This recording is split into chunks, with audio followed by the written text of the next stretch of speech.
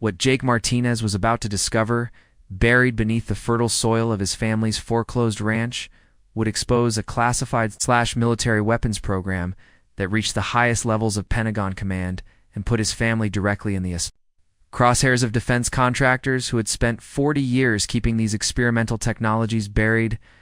Before we dive into this incredible story, tell us where you're watching from, and if this grabs your attention. Make sure you're subscribed, because tomorrow's revelation about what was really hidden beneath that farmland will blow your mind even more. Before we dive into this incredible story, tell us where you're watching from, and if this grabs your attention. Make sure you're subscribed, because tomorrow's revelation about what was really hidden beneath that farmland will blow your mind even more. But let's start from the beginning. The harsh fluorescent lights of the Riverside County Courthouse in Bakersfield, California, cast unforgiving shadows across the faces of desperate people whose American dreams had crumbled into legal proceedings and asset liquidation. The agricultural corridor of Highway 58 had been dying a slow death for over a decade, as corporate farming operations swallowed up family farms and small agricultural businesses collapsed under the weight of economic forces they couldn't control. Foreclosure notices and rusted for sale signs told the story of a community that had once thrived on generational farming prosperity, but now struggled to survive in an economy that favored industrial agriculture over family operations. The courthouse parking lot was filled with the vehicles of the desperate beat-up. Pickup trucks with faded farm equipment decals, aged sedans driven by elderly farmers who never imagined they'd outlive their family operations, and the occasional luxury SUV belonging to corporate representatives who attended these auctions like vultures circling wounded prey. The contrast between those buying and those selling was stark and brutal, presenting the systematic destruction of American agricultural heritage, one foreclosure at a time. Jake Martinez had never imagined he'd be sitting in a foreclosure auction. At 34 years old, clutching the last $1,200 from his savings account, while his 10-year-old daughter Sophia waited in the courthouse hallway, managing her severe asthma with the kind of medical precision that no child should need to master. The specialized inhaler and nebulizer treatments that Sophia required represented a monthly expense of over $600 that their insurance barely covered, leaving Jake with impossible choices between Sophia's life-sustaining medication and basic necessities, like rent and groceries. Sophia's asthma had developed 3 years earlier, transforming from seasonal allergies into a chronic respiratory condition that required constant monitoring and expensive medications. The diagnosis had come during harvest season, when Jake was already struggling to maintain profitability on their small organic farm. The timing couldn't have been worse, just as he needed to focus entirely on bringing in crops that would determine their annual income. He found himself rushing Sophia to emergency rooms and learning to navigate the complex world of pediatric pulmonology. Dr. Patricia Hernandez at Valley Children's Hospital had been clear about the environmental factors that were making Sophia's condition worse. Children with severe asthma need clean air environments, minimal exposure to agricultural chemicals, and immediate access to emergency medical care, she had explained during one of their frequent visits. Unfortunately, many farming communities are exposed to exactly the kinds of airborne irritants that make asthma management most difficult. The irony wasn't lost on Jake's very lifestyle he wanted to preserve for Sophia was potentially making her sicker. The small organic farm that had been his father's pride and their family's legacy was surrounded by industrial agricultural operations that used pesticide applications Sophia's lungs couldn't tolerate. Even their organic certification couldn't protect them from chemical drift that triggered respiratory episodes requiring emergency intervention. Jake's background in sustainable agriculture had once provided modest stability and the promise of continuing his family's 4-generation farming legacy, but the combination of drought, corporate competition, and Sophia's escalating medical needs had created a perfect storm of financial destruction that traditional farming income couldn't solve. His degree in agricultural science from UC Davis meant nothing when corporate buyers could offer prices that undercut family operations, and his organic certification had been canceled. When he couldn't afford the annual inspection fees that cost more than some month's profit, The Martinez family farm had been established in 1924 by Jake's great-grandfather, Miguel Martinez, who had immigrated from Mexico with nothing but determination and knowledge of sustainable farming practices that had been passed down through generations. Miguel had purchased 40 acres of what was then considered marginal land and transformed it into productive agricultural space through innovative water management and soil conservation techniques that were decades ahead of their time. Each generation had added improvements. Jake's grandfather had modernized the irrigation systems during the 1950s. His father had transitioned to organic methods in the 1980s. And Jake had introduced computer-controlled precision agriculture that maximized yield while minimizing environmental impact. The farm had never made the family wealthy, but it had provided stable income and meaningful work for nearly a century. The farm's destruction had begun with the divorce 2 years earlier, which had been financially catastrophic in ways that still made Jake's chest tighten with anxiety when he calculated their monthly budget. His ex-wife Carmen had not only abandoned her parental responsibilities but had actually liquidated their joint farming equipment. Business Martinez Agricultural Solutions and disappeared with the proceeds, leaving Jake with business debts he couldn't pay, equipment loans he couldn't escape, and custody of Sophia, whose medical needs he had to manage with resources he couldn't afford. Carmen had started Martinez Agricultural Solutions during their marriage as a way to supplement the farm's income by providing consulting and equipment services to other small farmers in the region. The business had grown successful enough to support both the farming operation and Sophia's early medical expenses, providing the kind of diversified income that agricultural advisors recommended for family farming sustainability. But Carmen had been systematically draining their business accounts for over 18 months before Jake discovered the extent of her financial manipulation. She had opened credit lines using the farm as collateral, taken cash advances against the business accounts, and even sold equipment that Jake thought was being loaned to other farmers. When he confronted her with evidence of the unauthorized withdrawals and demanded that she return the stolen money, she had instead cleaned out their remaining business and personal accounts, filed for divorce, and disappeared to avoid both financial responsibility and Sophia's medical care obligations. The legal aftermath had consumed what remained of their financial resources and destroyed Jake's credit rating. Even though he was eventually cleared of any criminal wrongdoing in the business dissolution, the investigation had lasted 6 months, during which no legitimate agricultural supplier would extend him credit. And most of their former customers had switched to larger suppliers who could guarantee consistent service without the complications of ongoing legal proceedings. Carmen's betrayal had been devastating, not just financially but emotionally, as Jake struggled to explain to Sophia why her mother had abandoned them during the most difficult period of their lives. Sophia had been 7 years old when Carmen left, old enough to understand that something terrible was happening, but too young to comprehend the adult complexities, so financial fraud and medical responsibility that had torn their family apart. "Why did Mom leave when I got sick?" Sophia had asked during one of her worst respiratory episodes. When Jake was trying to manage nebulizer treatments, while calculating whether they could afford the emergency room visit that her condition seemed to require. "Sometimes adults make bad choices when they're scared," Jake had replied, trying to provide an explanation that didn't destroy Sophia's ability to trust other people, while acknowledging the reality of their abandonment. "Mom got scared about how expensive your medicine is, and instead of staying to help us figure it out, she decided to leave. That's not your fault, and it doesn't mean you're not worth taking care of." The foreclosure proceedings had been Jake's only option to prevent complete financial ruin, but they had also destroyed his ability to secure traditional farming loans and made it almost impossible to lease quality agricultural land. Background checks for agricultural financing revealed the business dissolution, the foreclosure filing, and the financial liability issues that made him essentially unbankable in his chosen profession. Their current living situation was a constant source of stress and health concerns for Sophia. The small apartment they could afford was located downwind from a pesticide-heavy industrial farm whose chemical applications triggered Sophia's asthma and created an environment where her respiratory function fluctuated unpredictably.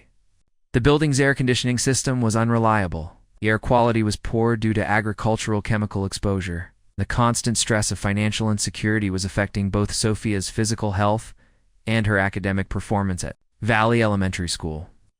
Sophia's severe asthma required constant monitoring, precise medication administration, and immediate access to emergency medical care that their current circumstances couldn't reliably provide. The condition had progressed from mild seasonal symptoms to severe persistent asthma that required daily controller medications, rescue inhalers for acute episodes, and periodic corticosteroid treatments for severe exacerbations that could be life-threatening without proper intervention. Insurance covered basic inhaler costs, but not the specialized nebulizer treatments, air purification systems, or emergency medications that made the difference between effective management and life-threatening. Respiratory crises. The gap between covered services and actual medical needs represented hundreds of dollars each month that Jay couldn't afford but couldn't avoid if Sophia was going to maintain the kind of respiratory function that allowed her to attend school and participate in normal childhood activities. Dr. Hernandez had been clear about the long-term implications of inadequate asthma management. Children who don't receive proper treatment for severe asthma can develop permanent lung damage that affects their entire adult lives. She had explained during a particularly difficult appointment when Sophia's lung function tests showed declining performance. The inflammation and scarring that occurs during poorly controlled episodes can reduce lung capacity permanently, limiting physical activity and overall quality of life for decades. The medical reality made their housing situation not just uncomfortable, but potentially dangerous for Sophia's long-term health. Every day they remained in an environment with poor air quality and chemical exposure increased the risk of permanent respiratory damage that could affect Sophia's entire future. Jake had been working 3 part-time jobs to cover their basic expenses and Sophia's medical needs, a schedule that left him exhausted and constantly worried about providing adequate supervision for Sophia's complex medical management. Morning shifts at Central Valley Agricultural Supply provided some income related to his farming background, but the work was seasonal and paid significantly less than his previous farming income. The job involved selling seeds, fertilizers, and equipment to the same corporate farming operations that had driven him out of business, adding emotional stress to financial necessity. Evening shifts at fresh pack distribution, a warehouse handling, organic produce distribution, paid minimum wage, but allowed him to work while Sophia slept. The irony of processing organic produce for wealthy consumers while being unable to afford healthy food for his own daughter was not lost on Jake. The steady paycheck helped cover their monthly expenses even if it didn't provide enough for Sophia's medical needs. Weekend work, maintaining irrigation systems for other farmers, provided cash income that didn't appear on official records, helping him avoid garnishment of wages for business debts he couldn't pay. The work was physically demanding and emotionally difficult, as he spent his time maintaining the kind of agricultural infrastructure he had once owned while watching other farmers struggle with the same economic pressures that had destroyed his family's operation. The irregular income from multiple jobs was never enough to provide the stability that Sophia's medical condition required. Asthma management demanded consistent schedules for medication administration, reliable air filtration in their living space, and immediate access to emergency medical care during respiratory episodes that could occur without warning. Their current living situation compromised all of these requirements while adding environmental stressors that complicated Sophia's overall health management. The stress of constant financial pressure was affecting Sophia's performance at Valley Elementary School, where her teachers had noticed declining concentration and increased anxiety that seemed related to family circumstances rather than her medical condition. Sophia had always been an excellent student, but the combination of respiratory problems, financial stress, and the emotional impact of her mother's abandonment had created educational challenges that added another layer of complexity to their already overwhelming situation. Sophia is clearly struggling with issues that go beyond her asthma. Her teacher, Mrs. Rebecca Thompson, had explained during a parent conference that Jake had to attend during his lunch break from the agricultural supply store. She's withdrawn from social activities, she has difficulty concentrating on assignments, and she seems constantly worried about things that most 10-year-olds don't typically concern themselves with. What kind of things is she worried about? Jake had asked, though he suspected he already knew the answer. Money, mostly. She asks questions about whether you have enough money for her medicine, whether you'll have to move again, whether her medical bills, or why you have to work so many jobs. She's carrying emotional burdens that are inappropriate for a child her age. The conversation had reinforced Jake's understanding that their financial instability was affecting Sophia's development in ways that went far beyond her physical health. She was learning to live with constant anxiety about family security, which could affect her emotional and psychological development for years to come. Jake had been attending foreclosure auctions for 4 months, studying property listings and agricultural liquidations, hoping to find something within his microscopic budget that could be converted back into productive farmland. His agricultural background had taught him to recognize undervalued land and farming opportunities that other bidders might overlook. But most properties required capital investments far beyond his financial capacity. The auction process itself was emotionally brutal as Jake watched family after family lose their generational agricultural heritage to corporate buyers, who viewed farmland as nothing more than development opportunities or investment portfolios. Each auction represented decades of family history being dissolved into legal paperwork and transferred to deceased entities that had no connection to the land's agricultural purpose or community significance. The Riverside County Courthouse had become uncomfortably familiar as Jake navigated the legal requirements of foreclosure proceedings while searching for opportunities that might provide both income and housing solutions for a single father, managing his daughter's chronic medical condition. The other regular attendees were mostly real estate developers, land speculators, corporate farming representatives who attended these auctions, hoping to acquire agricultural property at below-market prices. The atmosphere at these auctions was predatory, with corporate representatives studying distressed farmers like Jake, with the calculating expressions of people who profited from other families' desperation. The casual conversations between corporate buyers often included discussions about development potential, subdivision possibilities, and profit margins that completely ignored the human cost of agricultural displacement. Jake had learned to recognize the different types of buyers who attended these auctions. Corporate farming representatives were usually well-dressed professionals who bid systematically on properties that fit specific expansion criteria. Land developers could be identified by their focus on location and zoning rather than agricultural potential. Investment speculators were often the most aggressive bidders, willing to pay above agricultural value for properties they planned to hold for future development. But the most concerning regular attendee was a man Jake had seen at multiple auctions, who seemed to have unlimited resources and specific interests in properties that other buyers overlooked. The man always wore expensive suits, carried detailed property information that suggested extensive research, and bid with the confidence of someone who knew something other participants didn't understand. Lot 23. Announced the auctioneer with the mechanical efficiency of someone who had conducted hundreds of these liquidation sales. Martinez Ranch, no relation to any bidders present, 2,847 acres of mixed agricultural and grazing land. 58 corridor. Property includes original farmhouse, equipment barn, irrigation infrastructure, and water rights.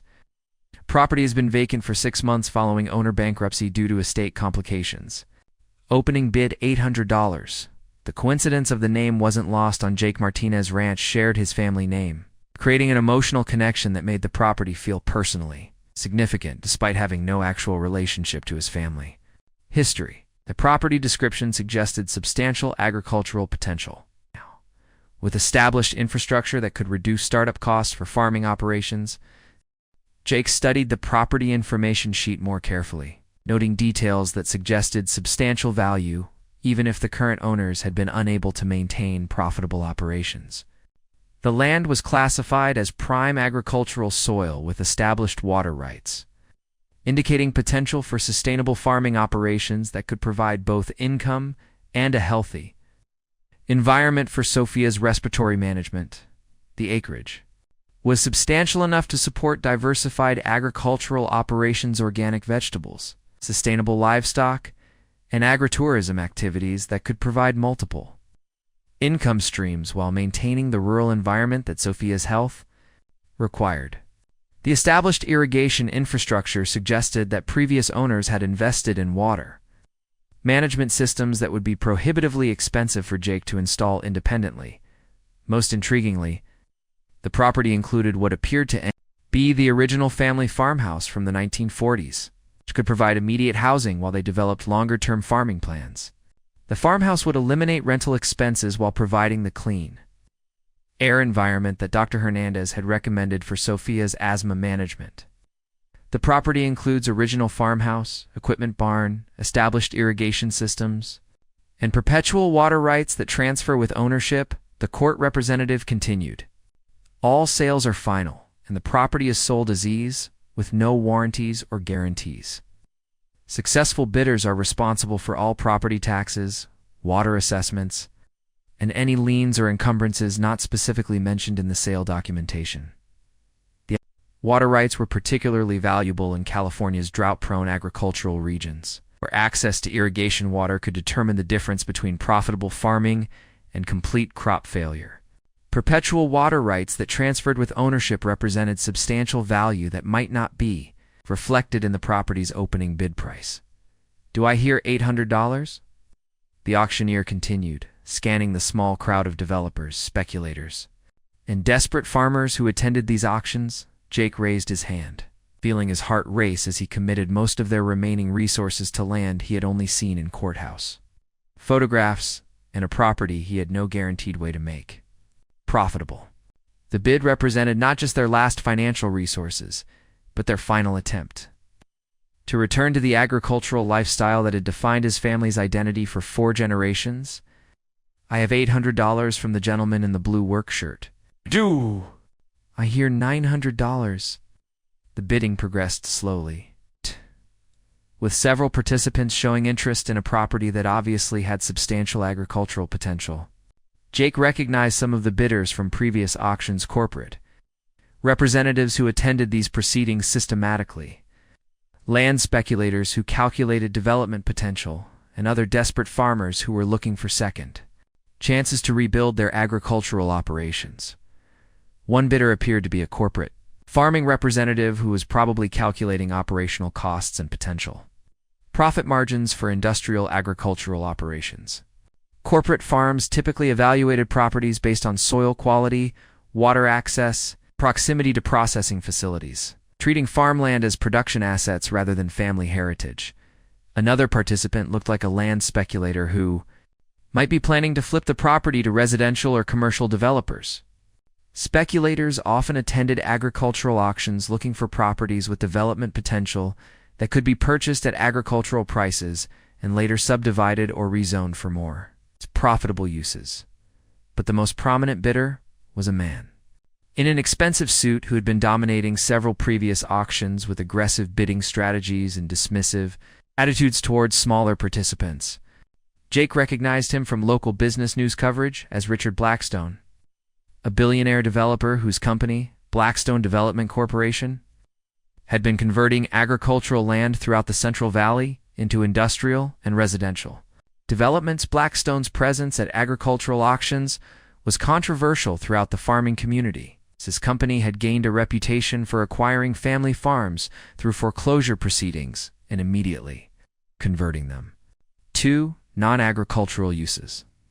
Environmental groups had criticized Blackstone development for destroying prime agricultural land, while farming advocates argued that his acquisitions represented systematic destruction of California's agricultural heritage. Local newspapers had covered several conflicts between Blackstone development and farming communities, including legal challenges to rezoning applications and environmental impact assessments for proposed developments. The company had consistently argued that agricultural land conversion was necessary for economic development and housing growth, while opponents maintained that preserving farmland was essential for food security and environmental sustainability. Jake had followed these controversies with particular interest because Blackstone development had been acquiring properties throughout the region where Jake had grown up farming. The company's expansion patterns seemed to target specific geographic areas, suggesting systematic planning rather than opportunistic acquisitions. The presence of Blackstone himself at this particular auction was unusual, as he typically sent corporate representatives to handle property acquisitions. His personal attendance suggested particular interest in Martinez Ranch. That went beyond routine business expansion. Jake continued bidding carefully, calculating quickly that he could afford to go as high as $1,100 before completely exhausting their emergency fund. Each bid brought them closer to either owning land for the first time in their lives, or losing the last of their financial resources on a gamble that might not provide the solutions they desperately needed. I have $1,000 from bidder 15, do I hear $1,100?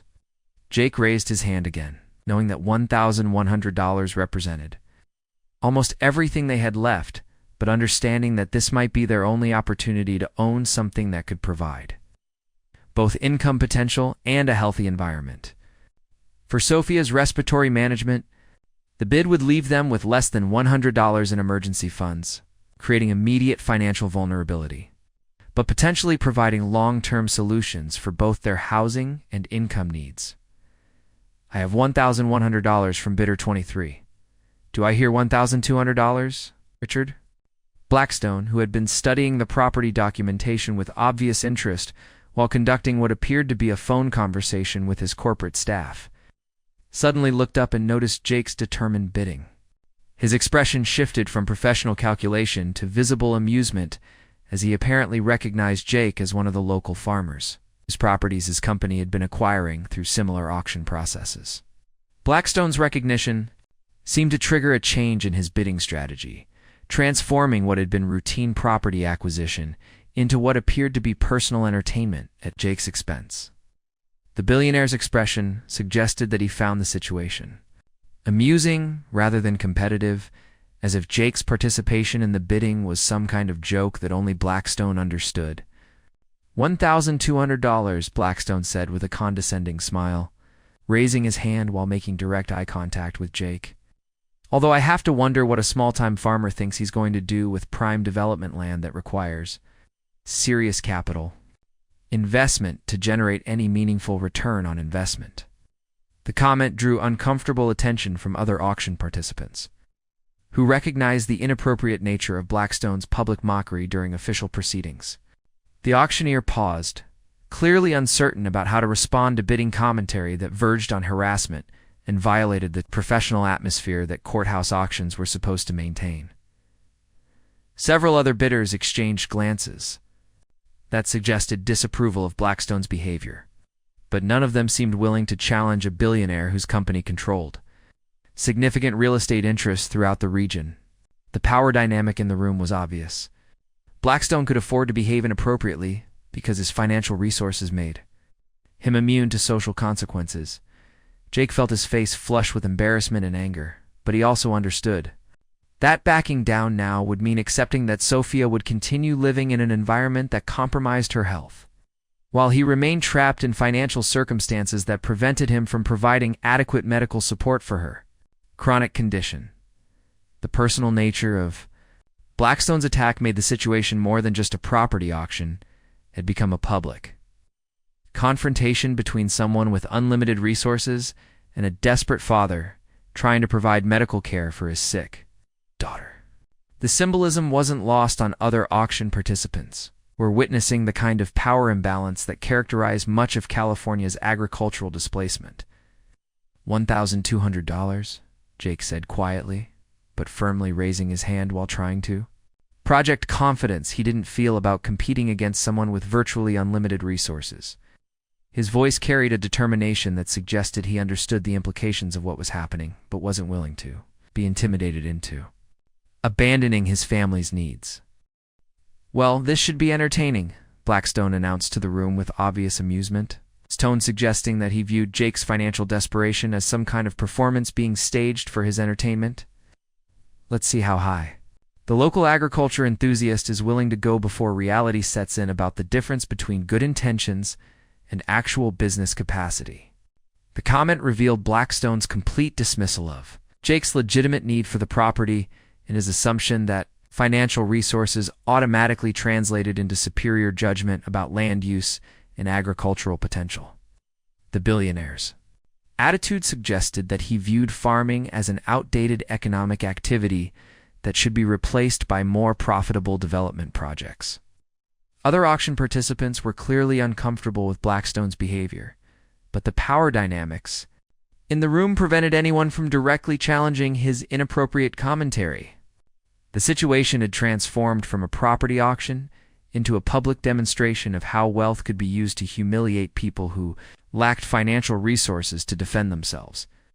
The auctioneer attempted to restore order to the proceedings, while continuing the bidding process, but Blackstone's behavior had created an atmosphere of tension that made other participants uncomfortable with witnessing what appeared to be financial bullying of a clearly struggling bidder. "Gentlemen, please confine your comments to bidding amounts," the auctioneer said with obvious discomfort about the situation. "This is a legal proceeding, and we need to maintain appropriate decorum." Of course, Blackstone replied with mock sincerity. "I wouldn't want to interfere with the legal process of watching someone bid money they don't have on land they can't afford to develop." $1,300, Blackstone continued, his tone suggesting that he was now bidding more to humiliate Jake then, because he needed the particular property for his development portfolio. The bid amount was delivered with the casual confidence of someone who could continue escalating indefinitely without financial consequences. Jake felt panic surge through his chest as he realized that $1,300 would exceed literally every dollar they had left in the world, leaving them with no emergency fund, no safety net, and no resources for the inevitable improvements in operating costs the property would require even if he somehow managed to make the winning bid. But he also understood that this land represented their only realistic chance of returning to farming while providing Sophia with the clean air and stable environment that her respiratory health required. Alternative was continuing to work multiple part-time jobs while watching Sophia's condition deteriorate in an environment that actively compromised her medical management. The mathematical reality was brutal. Jake couldn't afford to continue bidding. But he also couldn't afford to accept defeat when Sophia's health and their family's future depended on finding a way out of their current circumstances. The choice was between financial ruin through overbidding and health ruin through continued exposure to environmental conditions that were making Sophia's asthma progressively worse. Just as Jake opened his mouth to make a bid he couldn't afford, the courthouse doors burst open with the sound of multiple vehicles arriving outside. Through the large windows, everyone could see a convoy of black SUVs with government license plates surrounding the building. And uniformed personnel were rapidly deploying around the courthouse perimeter. The sudden military presence created immediate silence in the auction room as participants realized that whatever was happening outside represented federal intervention that went far beyond normal courthouse security. The coordinated arrival of multiple government vehicles suggested planning and authority that could override local legal proceedings. "Ladies and gentlemen," announced a commanding voice from the courthouse entrance, "this is Colonel Patricia Hayes, United States Army Corps of Engineers. This auction is hereby suspended by order of the Department of Defense pending investigation of national security concerns related to the property in question." The auction room fell into complete silence as Colonel Hayes, accompanied by several officers in military uniforms and individuals with federal identification, approached the auctioneer's podium with official documentation that clearly carried the authority to halt legal proceedings. The military personnel moved with the efficiency of people executing a carefully planned operation that had been prepared in advance. Richard Blackstone's confident expression immediately transformed into confusion and concern as he apparently realized that his mockery of Jake's bidding had been interrupted by the kind of federal intervention that suggested serious complications for any development plans he might have been considering. The billionaire's previous amusement was replaced by obvious alarm about how military involvement might affect his business interests. "What the hell is going on?" Blackstone demanded, his previous entertainment replaced by the kind of aggressive concern that wealthy people displayed when their plans were disrupted by authorities they couldn't control or influence. "I'm in the middle of a legitimate business transaction here." Colonel Hayes ignored Blackstone's outburst, addressed the auctioneer directly with the kind of professional authority that suggested extensive experience in handling situations where military requirements overrode civilian legal proceedings. "Sir, we need all bidding records, property documentation, and participant information preserved exactly as they stand." This property is now under federal investigation for matters involving national security, and any attempt to complete the sale could constitute interference with a military investigation. Jake sat frozen in his seat, trying to process how his desperate attempt to bid on farmland had suddenly become involved with Department of Defense investigations and national security concerns that he couldn't begin to understand. The transformation from property auction to military operation was so sudden and unexpected that he couldn't immediately comprehend the implications for his family's situation. Sophia appeared beside Jake, having heard the commotion from the courthouse hallway and immediately sensing that the adult conversation involved complications that could affect their family's future in ways she couldn't fully understand but recognized as potentially significant for their ongoing search for stable housing and improved medical environment. "Dad," Sophia whispered, her voice carrying the kind of careful concern that children developed when they learn to monitor adult stress levels and adjust their own behavior accordingly. "Are we in trouble because we tried to buy the farm?" "Don't think we're in trouble, sweetheart," Jake replied quietly, trying to provide reassurance while processing his own confusion about how their property bid had intersected with military activities that seemed completely unrelated to agricultural auctions. "But I think the farm we wanted to buy has some kind of secrets that the government needs to investigate." As Colonel Hayes continued coordinating with courthouse officials and federal investigators, began documenting the auction proceedings, Jake realized that their $1,100 bid on what appeared to be simple farmland had somehow intersected with military activities that went far beyond agricultural operations. The story was just beginning, and Jake had no idea that their interrupted auction bid would soon reveal that Martinez Ranch contained classified experimental weapons testing facilities that had been hidden beneath its agricultural operations for over 4 decades, waiting for the right circumstances to bring decades of military secrets into the light of day. What Colonel Hayes discovered about Martinez Ranch would reveal connections to a classified weapons testing program that had been operating in secret for over 40 years. If you're just joining us, make sure to catch up on yesterday's episode. And don't forget to subscribe, because what we uncover tomorrow about Richard Blackstone's real motivations will leave you speechless. The courthouse had transformed into a temporary military command center within minutes of Colonel Hayes' arrival. Federal agents wearing Department of Defense identification moved through the building with the efficiency of people executing a carefully planned operation that had been prepared well in advance of the auction proceedings. The casual atmosphere of a routine foreclosure sale had been replaced by the tense professionalism of a national security investigation. Jake Martinez sat in stunned silence, still clutching the bidding paddle that had represented his family's last hope for financial stability and Sophia's medical needs.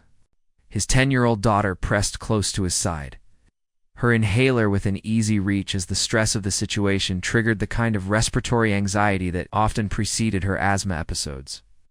The clean air and stable environment they had hoped to achieve through purchasing Martinez Ranch now seemed impossibly distant as military personnel established security perimeters around property that apparently contained secrets far more complex than agricultural operations. "Mr. Martinez." Colonel Hayes approached their seats with the kind of careful authority that suggested experience in dealing with civilians who had accidentally become involved in military investigations.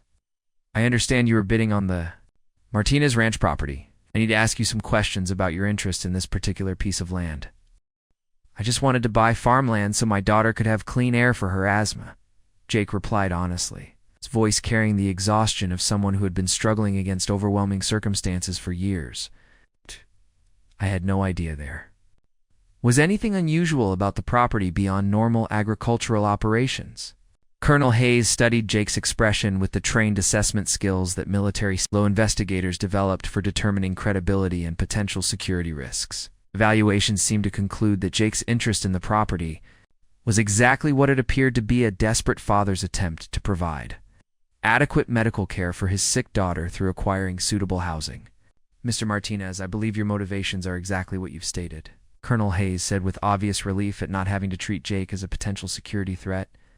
"However, your attempted purchase of this property has accidentally intersected with a classified military investigation that requires your cooperation to ensure both national security and your family's safety. What kind of military investigation? Sophia asked, with the directness that children often displayed when adults were discussing matters that would affect their family's immediate future. Her question carried the kind of practical concern that had developed through years of managing a chronic medical condition that required constant adult supervision and decision-making. Colonel Hayes crouched to Sophia's eye level with the kind of respectful attention that suggested experience in explaining complex security matters to families who had become involved in military operations through circumstances beyond their control. Sophia, the land your father wanted to buy has been used for some special government projects that we need to investigate to make sure everything is safe and secure. Colonel Hayes explained with careful simplicity that acknowledged Sophia's intelligence, while protecting her from unnecessarily frightening details. Your father's decision to bid on the property helped us discover some things that we need to examine more carefully. Are we in trouble for trying to buy land that has government secrets? Sophia asked, with the kind of logical concern that reflected her experience with adult situations that seemed to create unexpected complications for their family's plans. You're not in trouble at all, Colonel Hayes assured Sophia with obvious sincerity.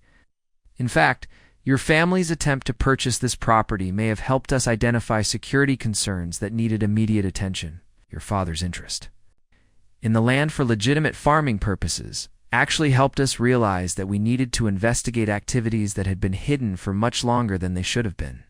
Across the auction room, Richard Blackstone was engaged in increasingly heated conversation with his corporate legal team, who had apparently been summoned immediately when military personnel suspended the auction proceedings. The Billionaire's previous amusement at Jake's financial limitations had been replaced by obvious concern about how federal investigation might affect his business plans and development investments. Blackstone's phone conversations suggested coordination with attorneys who specialized in government relations and regulatory compliance, indicating that his company had experience dealing with federal intervention in business operations. The urgency of his communications suggested that military involvement in the property auction represented complications that went beyond simple delays in acquisition timelines.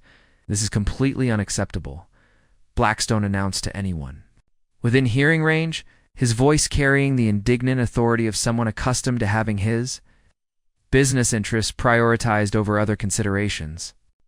I have legitimate development plans for this property that have been months in preparation. Federal authorities cannot simply halt legal proceedings without proper justification and due process. Colonel Hayes approached Blackstone with the kind of professional courtesy that military personnel used when dealing with civilian authorities who might have legitimate concerns but lacked security clearances to understand the full scope of military operations. Mr. Blackstone, I understand your frustration with the suspension of these proceedings, Colonel Hayes said with diplomatic firmness. However, preliminary investigation has revealed security concerns related to this property that require immediate federal oversight. Any civilian development or construction activities on this land could compromise ongoing military operations or pose safety risks to personnel and neighboring communities. What kind of security concerns? Blackstone demanded with the aggressive questioning style that wealthy individuals often used when their plans were disrupted by authorities. They couldn't influence through normal business channels. I have a right to know what federal activities are interfering with legitimate commercial real estate transactions. That information is classified. Colonel Hayes replied with the kind of professional finality that indicated military secrets would not be revealed regardless of civilian pressure or legal challenges. I can tell you that this property contains installations and materials that are relevant to ongoing defense operations and require specialized handling that civilian construction would compromise. Colonel Hayes. The auctioneer interrupted with obvious confusion about how to proceed with legal proceedings that had been suspended by federal intervention. What happens to the auction process and the bidding that was already in progress? When your investigation began, all auction proceedings are suspended indefinitely pending completion of our investigation, Colonel Hayes announced to the entire room. No property transfers will be authorized until federal authorities can determine appropriate disposition of this land consistent with national security requirements. The announcement created immediate concern among auction participants who had been planning to bid on the property, or who had business interests that depended on completing the foreclosure sale. Real estate developers, agricultural investors, and other bidders began consulting with legal representatives about their rights and potential compensation for disrupted business plans. Jake felt a mixture of relief and disappointment as he realized that the property he couldn't afford to purchase was now completely unavailable to anyone, but that his family's housing and medical needs remained unresolved. The military investigation had prevented Richard Blackstone from acquiring Martinez Ranch, but it had also eliminated Jake's opportunity to return to farming and provide Sophia with the clean air environment that her respiratory health required. Mr. Martinez. Colonel Hayes returned to Jake's side with documentation that appeared to be official military paperwork requiring civilian cooperation with federal investigations. I need to ask for your assistance with our investigation of this property.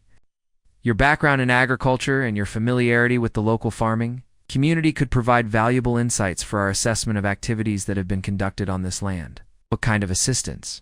Jake asked, uncertain about his qualifications to contribute to military investigations, but willing to cooperate if it might somehow benefit his family's situation. We need someone with agricultural expertise to help us understand how farming operations on this property might have been used to conceal other activities, Colonel Hayes explained. Your knowledge of normal farming practices could help us identify equipment, installations, or procedures that don't belong in legitimate agricultural operations. I'd be happy to help however I can, Jake replied, grateful for any opportunity to contribute to resolving the situation while demonstrating his family's willingness to cooperate with federal authorities. 2 hours later, Jake found himself in the passenger seat of a military vehicle traveling toward Martinez Ranch, accompanied by Colonel Hayes and a team of federal investigators, who had explained that his agricultural expertise was needed too. Assess the property for evidence of non-farming activities that might have been concealed beneath normal ranch operations. Sophia remained at the courthouse under the supervision of a female FBI agent who had been specifically trained in family support during federal investigations involving children. Agent Maria Santos had assured Jake that Sophia would be provided with entertainment, snacks, access to her medical supplies, while remaining in secure federal custody. That would ensure her safety during the site investigation. Dad, will you be back before dinner time? Sophia had asked as Jake prepared to leave with the military team.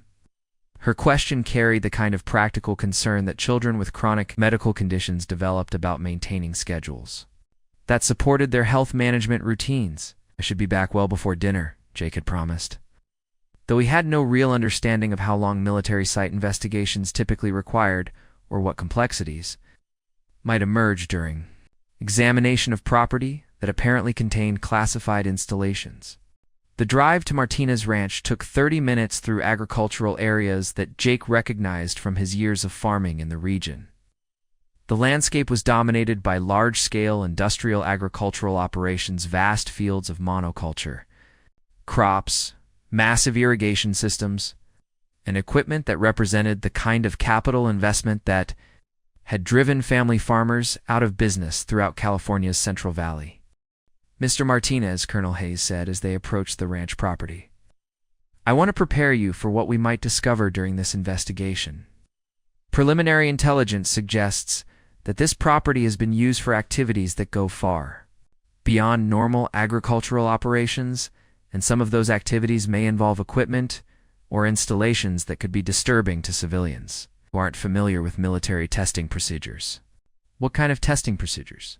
Jake asked, trying to prepare himself for discoveries that might be more complex than the farming operations he had expected to encounter on land he had hoped to purchase for Sophia's health needs. That information is classified until we can assess the current status of installations and determine what security clearances might be required for civilian access. Colonel Hayes replied with the kind of professional discretion that suggested federal secrets would be revealed only on a need-to-know basis. Martinez Ranch appeared peaceful and unremarkable as their convoy approached the main entrance, rolling hills covered with what appeared to be normal grazing land, scattered out buildings that looked like typical farm structures, and an older, farmhouse that matched the 1940s construction described in the auction materials. The visual impression was of abandoned agricultural property that had been left vacant following the economic pressures that had forced the previous owners into bankruptcy. But Jake's agricultural training immediately noticed details that didn't match normal farming operations. The pasture land showed patterns of vehicle traffic that were too regular and extensive for livestock management. The outbuildings were positioned with mathematical precision that suggested purposes beyond agricultural equipment storage.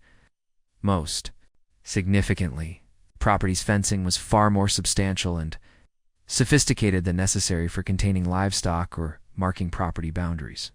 Colonel Hayes, the fencing around this property is designed for security rather than agriculture, Jake observed as they approached the main buildings. Livestock fencing doesn't require the kind of electronic monitoring systems and reinforced posts that I'm seeing here. Very good observation, Mr. Martinez. Colonel Hayes replied with obvious satisfaction that Jake's agricultural expertise was already providing useful insights. What else do you notice that seems unusual for normal farming operations? Studied the landscape more carefully, applying the systematic analysis skills that agricultural science had taught him for evaluating land use and operational efficiency. The more he observed, the more obvious it became that Martinez Ranch had been designed to appear agricultural while serving purposes that required much more sophisticated infrastructure. The irrigation system is wrong, Jake said as they toured the property's main buildings. The water distribution pattern doesn't match crop irrigation or livestock watering. Looks more like a system designed to supply multiple buildings with residential or industrial water usage. The equipment barn is positioned incorrectly for agricultural efficiency, Jake continued, his analysis revealing additional inconsistencies. Normal farm layouts place equipment storage near crop fields or livestock areas to minimize transportation, time, and fuel costs. This barn is positioned for optimal access to the main road, which suggests it was designed for receiving and storing materials that came from off the property. Colonel Hayes and her team documented Jake's observations while conducting their own technical assessment of the property's installations.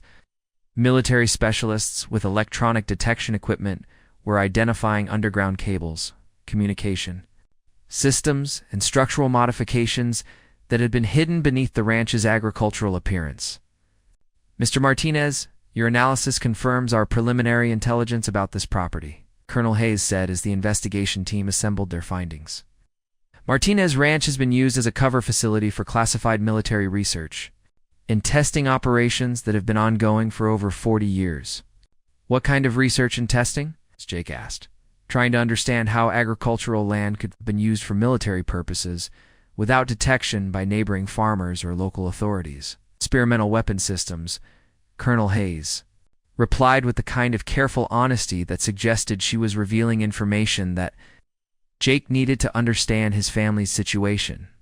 This property has been used for developing and testing advanced military technologies that require isolated locations and sophisticated security measures.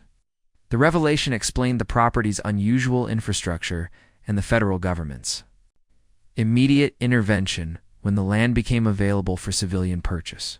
Military weapons testing required exactly the kind of isolated agricultural setting that Martinez Ranch provided, with sufficient space for controlled experiments and natural cover for activities that needed to remain classified. How long have these weapons testing operations been conducted here? Jake asked, beginning to understand why his attempt to purchase farming land had triggered such extensive federal involvement. According to our records, classified research activities began on this property in 1982 and continued until approximately 6 months ago, Colonel Hayes explained. The testing operations were suspended when the property's cover identity became compromised, but the installations and materials remain in place pending proper disposal procedures. The timeline explained why Martinez Ranch had become available for foreclosure auction. The military had ended their use of the property, when security concerns made continued operations impossible, leaving the civilian landowners without the undisclosed rental income that had presumably supported their agricultural operations. Colonel Hayes, if this property has been used for weapons testing for 40 years, what does that mean for environmental safety? Jake asked with immediate concern for Sophia's health and the implications of their attempted property purchase. Are there contamination issues that could affect neighboring agricultural operations or residential areas? Environmental assessment is part of our current investigation. Colonel Hayes replied with the kind of careful honesty that acknowledged legitimate civilian concerns while maintaining necessary security restrictions. Preliminary testing suggests that research activities were conducted with appropriate environmental safeguards, but we're conducting comprehensive soil, water, and air quality analysis to ensure public safety. The environmental implications added another layer of complexity to Jake's understanding of their family situation. Even if federal investigation ultimately made Martinez Ranch available for civilian purchase, potential environmental contamination from decades of weapons testing could make the property unsuitable for the organic farming operations and clean air environment that Sophia's health required. The investigation took a dramatic turn when military specialists discovered evidence of substantial underground installations that had been concealed. Beneath the ranch's agricultural operations, ground-penetrating radar revealed a network of tunnels, storage facilities, and testing chambers that extended far beyond what surface inspection had suggested. Mr. Martinez, we're going to need your continued assistance as we investigate the underground facilities, Colonel Hayes said as her team prepared to access hidden installations that appeared to represent the primary focus of Martinez Ranch's military operations. Your agricultural knowledge will help us understand how farming activities were used to conceal construction and operational activities that civilian neighbors would have noticed. Jake agreed to continue assisting with the investigation, though. He was beginning to understand that his family's attempted property purchase had intersected with military secrets that were far more complex and potentially dangerous than anything he had imagined. When bidding on what appeared to be simple farmland, the entrance to the underground facilities was concealed beneath what appeared to be a normal equipment barn, accessed through a hydraulic lift system that had been disguised as agricultural machinery maintenance equipment. The sophistication of the concealment suggested extensive planning and significant financial investment in maintaining the ranch's cover identity while supporting classified operations. This is incredible, Jake observed as they descended into installations that clearly represented advanced military engineering. How did construction of facilities this extensive remain undetected by neighboring farmers and local authorities? Construction was conducted over several years using agricultural equipment and vehicles that appeared consistent with normal farming operations, Colonel Hayes explained as they toured underground facilities that included laboratories, testing chambers, and storage areas designed for housing experimental weapons systems. Materials were delivered in agricultural supply vehicles, and construction activities were scheduled to coincide with normal farming operations that would explain heavy machinery and increase traffic. The underground installations were far more sophisticated than Jake had expected, featuring climate-controlled environments, advanced security systems, and specialized equipment that clearly supported cutting-edge military research. The facilities had been designed not just for weapons testing, but for long-term development and storage of experimental technologies that required maximum security and environmental protection. What types of weapons were being developed here? Jake asked, as they examined laboratories that contained equipment he couldn't identify but which obviously represented advanced military technology, advanced guidance systems for precision munitions. Colonel Hayes replied with information that seemed to represent the maximum disclosure consistent with Jake's security clearance level. The research focused on developing targeting technologies that could improve accuracy while reducing collateral damage in military operations. The weapons research explanation provided context for the property's elaborate security measures and environmental controls. Precision weapons guidance systems would require extensive testing under controlled conditions, with sophisticated monitoring equipment and safety protocols that justified the installation's complexity and sophistication. But Jake noticed details in the underground facilities that seemed inconsistent with weapons guidance research. Some of the laboratories contained equipment that appeared more consistent with biological or chemical research, while storage areas included containment systems that suggested materials requiring special handling procedures that went beyond normal weapons components. Colonel Hayes, some of this equipment doesn't seem consistent with guidance system research. Jake observed as they examined laboratories that contained biological safety equipment and chemical containment systems. Are there other research programs that were conducted at this facility? Colonel Hayes paused before responding, apparently weighing how much additional information. Jake needed to understand his family's situation while maintaining appropriate security restrictions about classified research programs. Mr. Martinez. Martinez Ranch was used for multiple research programs over the 40-year operational period. Colonel Hayes said with obvious reluctance to provide additional classified information. The guidance system research was the most recent program, but previous research activities included experimental technologies that required different types of laboratory and testing facilities. What kind of experimental technologies? Pressed. Beginning to understand that his family's attempted property purchase had intersected with military activities that were far more extensive and potentially controversial than conventional weapons development. Biological and chemical defense research. Colonel Hayes replied with the kind of careful honesty that suggested she was providing information that Jake needed for his family's safety. Research designed to develop countermeasures against biological and chemical weapons that might be used against American military personnel or civilian populations. The revelation about biological and chemical research added serious implications for environmental safety and public health concerns that could affect not just Martinez Ranch, but neighboring agricultural operations and residential communities throughout the region.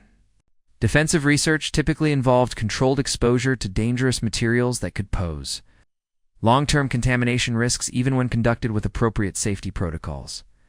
Colonel Hayes does biological and chemical defense research. Pose environmental risks for surrounding agricultural areas? Jake asked with immediate concern for Sophia's respiratory health and the implications for other farming families in the region. Environmental assessment is our immediate priority. Colonel Hayes assured Jake with obvious understanding of his concerns. All research activities were conducted with multiple containment systems and environmental monitoring that should have prevented any materials release, but we're conducting comprehensive testing to verify that public safety has been maintained. The environmental assessment would be crucial for determining whether Martinez Ranch and surrounding areas remain safe for agricultural operations and residential occupancy. Sophia's severe asthma made her particularly vulnerable to any environmental contamination that might affect air quality, making the investigation's environmental findings directly relevant to their family's health and housing needs. While military investigators continued their assessment of Martinez Ranch's underground facilities, Colonel Hayes received intelligence reports that revealed disturbing information about Richard Blackstone's interest in the property and his company's acquisition pattern throughout the region. Mr. Martinez, I need to share some information with you about Mr. Blackstone's development activities that directly affect our investigation, Colonel Hayes said as they returned to the surface facilities. Federal authorities have been monitoring Blackstone Development Corporation's property acquisitions because of concerns about his company's potential connections to foreign intelligence activities. The revelation about Blackstone's possible foreign intelligence connections transformed Jake's understanding of the billionaire's behavior during the auction and his apparent knowledge about Martinez Ranch's development potential. Blackstone's mockery of Jake's bidding and his confidence about property values suddenly seemed potentially sinister rather than simply arrogant. What kind of foreign intelligence connections? Jake asked, beginning to realize that his family's attempted property purchase had intersected with activities that extended far beyond local real estate development and military research operations. Blackstone Development has been systematically acquiring properties in this region that surround or provide access to current and former military research facilities. Colonel Hayes explained with information that suggested extensive federal surveillance of the billionaire's business activities. The acquisition pattern suggests coordination with entities that have strategic interest in compromising American military research and development operations. Are you saying that Mr. Blackstone is working for foreign governments? Trying to understand implications that seemed almost impossible to believe about someone whose business activities were regularly featured in mainstream financial media. We're saying that Blackstone Development's acquisition activities match intelligence patterns that suggest coordination with foreign entities that seek access to American military research and technology. Colonel Hayes replied with the kind of careful phrasing that indicated ongoing federal investigation without making specific criminal accusations, the intelligence assessment explained. Blackstone's presence at the Martinez Ranch auction and his apparent advanced knowledge about the property's development potential. If foreign intelligence services had identified Martinez Ranch as a former military research facility, they would have strong motivation to acquire the property for access to residual technologies or intelligence about American weapons development programs. Does this mean that my family was accidentally involved in some kind of foreign intelligence operation? Jake asked, with growing concern about implications for Sophia's safety and their family's future involvement with federal authorities. Your family's attempted property purchase may have accidentally disrupted a foreign intelligence acquisition that had been planned for several months. Colonel Hayes explained with obvious respect for Jake's courage in pursuing the auction despite Blackstone's intimidation. Your bidding on Martinez Ranch forced Blackstone to expose his interest in the property in ways that triggered our investigation. The federal investigation had been monitoring Blackstone's acquisition activities for months, but his aggressive bidding at the Martinez Ranch auction and his public confrontation with Jake had provided evidence of his specific interest in properties with military research connections.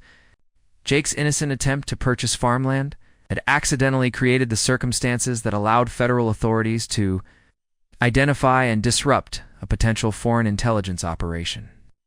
Will our family be safe now that federal authorities know about Mr. Blackstone's activities?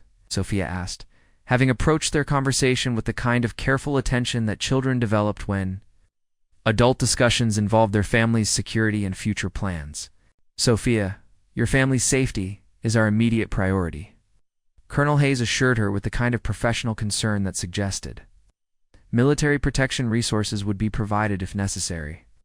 Mr. Blackstone's activities are now under federal investigation, and we have security measures in place to ensure that your family is protected from any potential retaliation. The federal protection offered some reassurance. But Jake understood that his family's accidental involvement in foreign intelligence operations and military research investigations had created complications that would affect their lives for an unknown period. Their simple desire for farmland and clean air for Sophia's asthma had evolved into participation in national security operations that could have long-term implications for their privacy and freedom. 3 hours into the investigation, military specialists completed their preliminary environmental assessment of Martinez Ranch and the surrounding agricultural areas.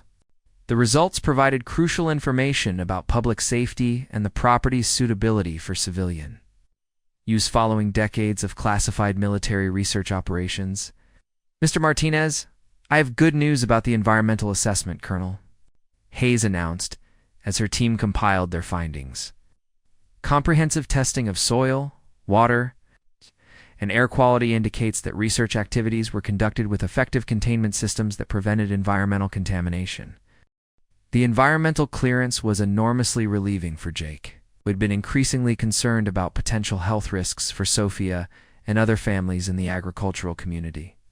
The confirmation that military research had been conducted safely meant that surrounding farmland remained suitable for agricultural operations and residential occupancy.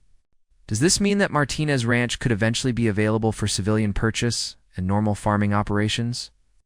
Jake asked, beginning to hope that federal investigation might ultimately make the property available for the agricultural use that his family needed. Environmental clearance is one factor in determining civilian disposition of the property. Colonel Hayes replied with the kind of careful optimism that suggested possibilities without making commitments. Security clearance of remaining installations and materials will determine whether the property can be released for civilian use. The security clearance process would involve removing or neutralizing any classified materials, equipment, or installations that remained from 40 years of military research operations.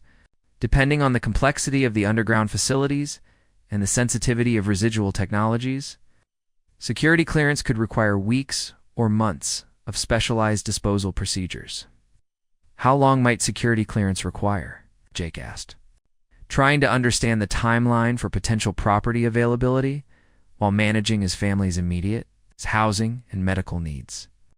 Security clearance timelines depend on the complexity of materials and installations that need to be addressed. Colonel Hayes explained without providing specific timeframes that could create unrealistic expectations. Our priority is ensuring that any civilian use of this property is completely safe and doesn't compromise ongoing military operations elsewhere. The careful phrasing suggested that Martinez Ranch's eventual civilian availability would depend on factors beyond environmental safety, including intelligence concerns about residual technologies and ongoing security. Implications of foreign interest in the property? Jake began to understand that even if Martinez Ranch eventually became available for purchase, his family's financial situation would still prevent them from acquiring the property at market prices that reflected its agricultural value and infrastructure improvements. The federal investigation had prevented Blackstone from acquiring the land, but it hadn't solved Jake's fundamental problem of lacking sufficient resources to purchase suitable farmland for Sophia's health needs. Colonel Hayes, will federal authorities consider the housing and medical needs of families like mine when determining civilian disposition of this property? Jake asked with hope that military officials might recognize his family's legitimate needs and consider options that would support both national security and public welfare. Federal authorities are aware of your family's circumstances and your legitimate interest in using this property for agricultural purposes that would benefit your daughter's medical condition, Colonel Hayes replied with obvious sympathy for their situation. Final disposition decisions will consider public welfare as well as security requirements. The acknowledgement of their family's needs provided some hope that federal officials might find ways to make Martinez Ranch available for beneficial civilian use rather than simply transferring the property to other government agencies or disposing of it through channels that would exclude families with limited financial resources. As the day progressed, Colonel Hayes received updates from federal investigators who were examining Blackstone Development's acquisition activities throughout the Central Valley. The broader investigation revealed a pattern of systematic property purchases that appeared designed to provide foreign intelligence services with access to current and former American military research facilities. Mr. Martinez.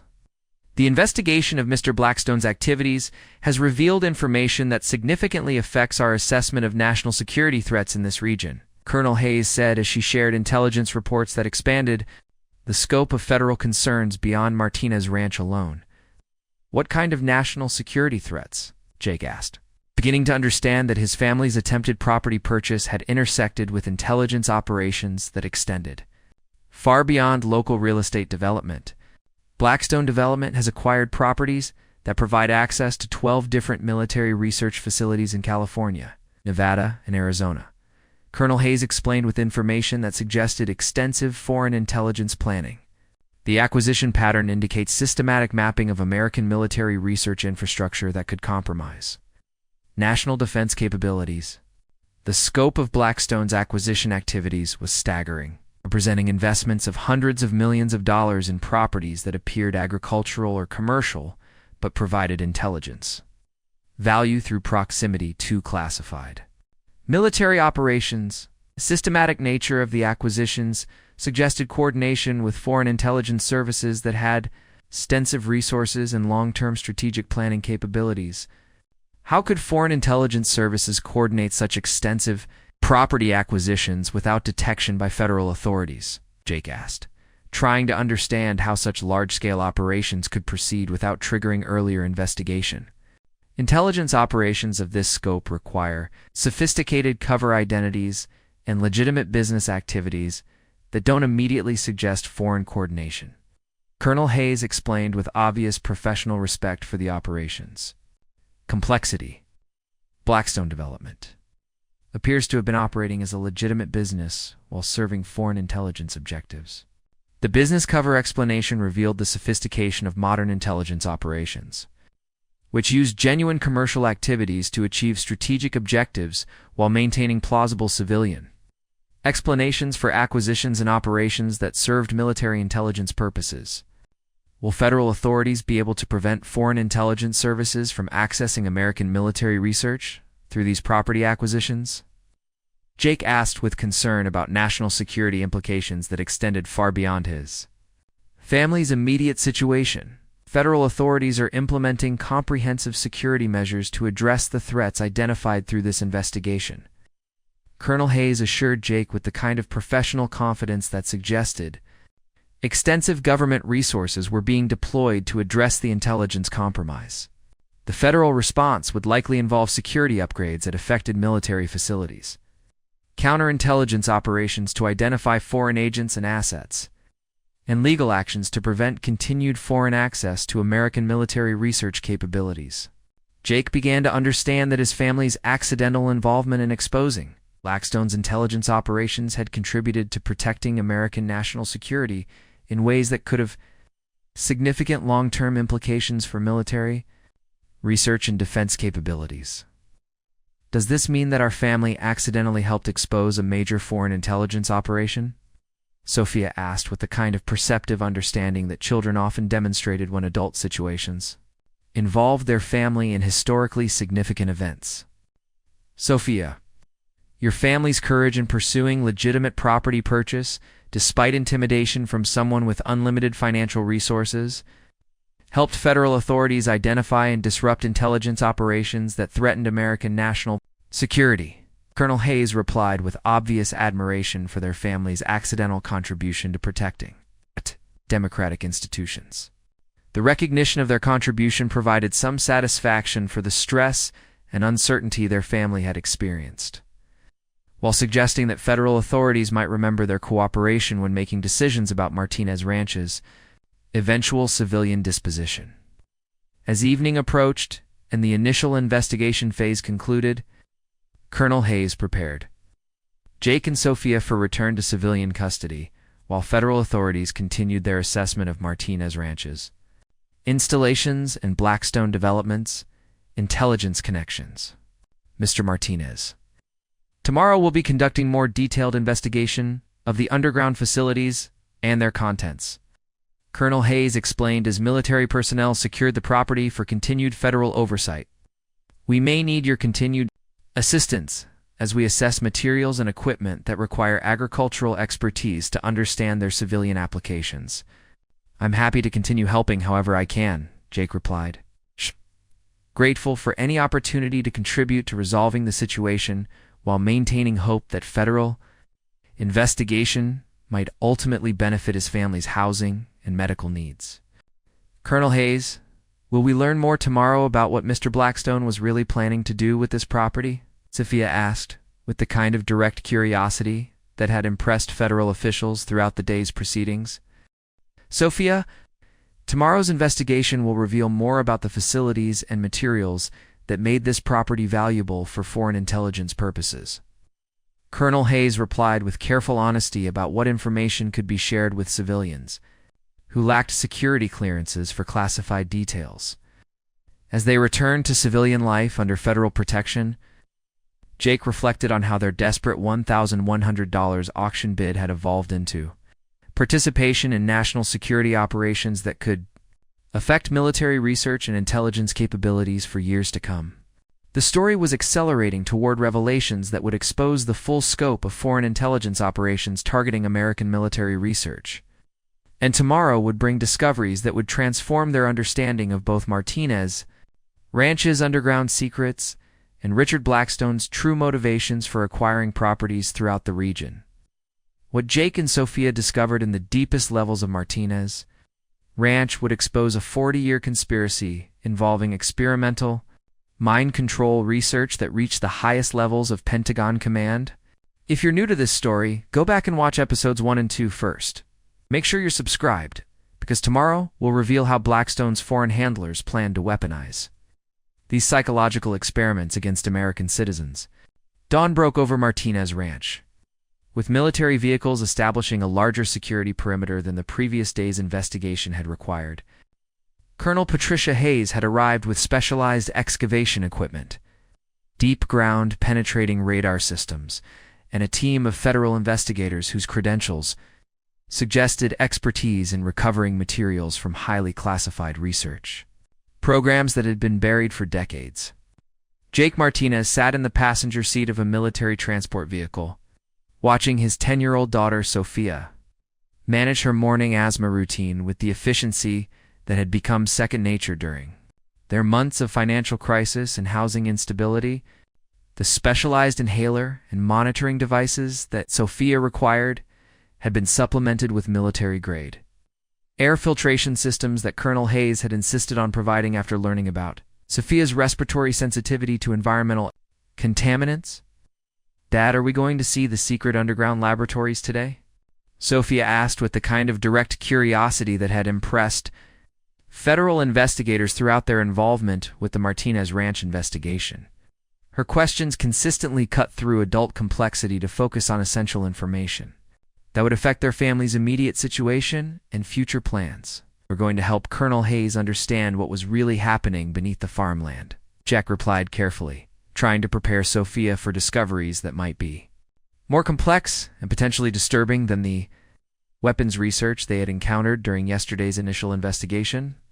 The previous evening had been spent in federal protective custody at a secure facility in Bakersfield, where Jake and Sophia had been briefed about security protocols while federal investigators continued analyzing intelligence about Richard Blackstone's acquisition activities and foreign intelligence connections. The briefing had revealed that their family's attempted property purchase had accidentally disrupted planning for one of the most sophisticated intelligence operations ever attempted against American military research capabilities. Agent Maria Santos, the FBI specialist assigned to family support during federal investigations involving children, had spent the evening helping Sophia understand why their simple desire for farmland and clean air had evolved into participation in national security operations that could affect military research and intelligence capabilities for years to come. "Sophia, sometimes when families try to do normal things like buying a house or starting a business, they accidentally discover activities that adults have been hiding for a long time," Agent Santos had explained with the kind of careful honesty that acknowledged Sophia's intelligence while protecting her from unnecessarily frightening details. "Your family's courage in pursuing your legitimate needs helped federal authorities identify problems that needed to be addressed to protect lots of other families, while helping the government people make it possible for us to eventually get the clean air and farmland that Dad wanted to buy for my asthma?" Sophia had asked, with the practical concern that characterized her approach to adult situations that would affect her medical management and their family's stability.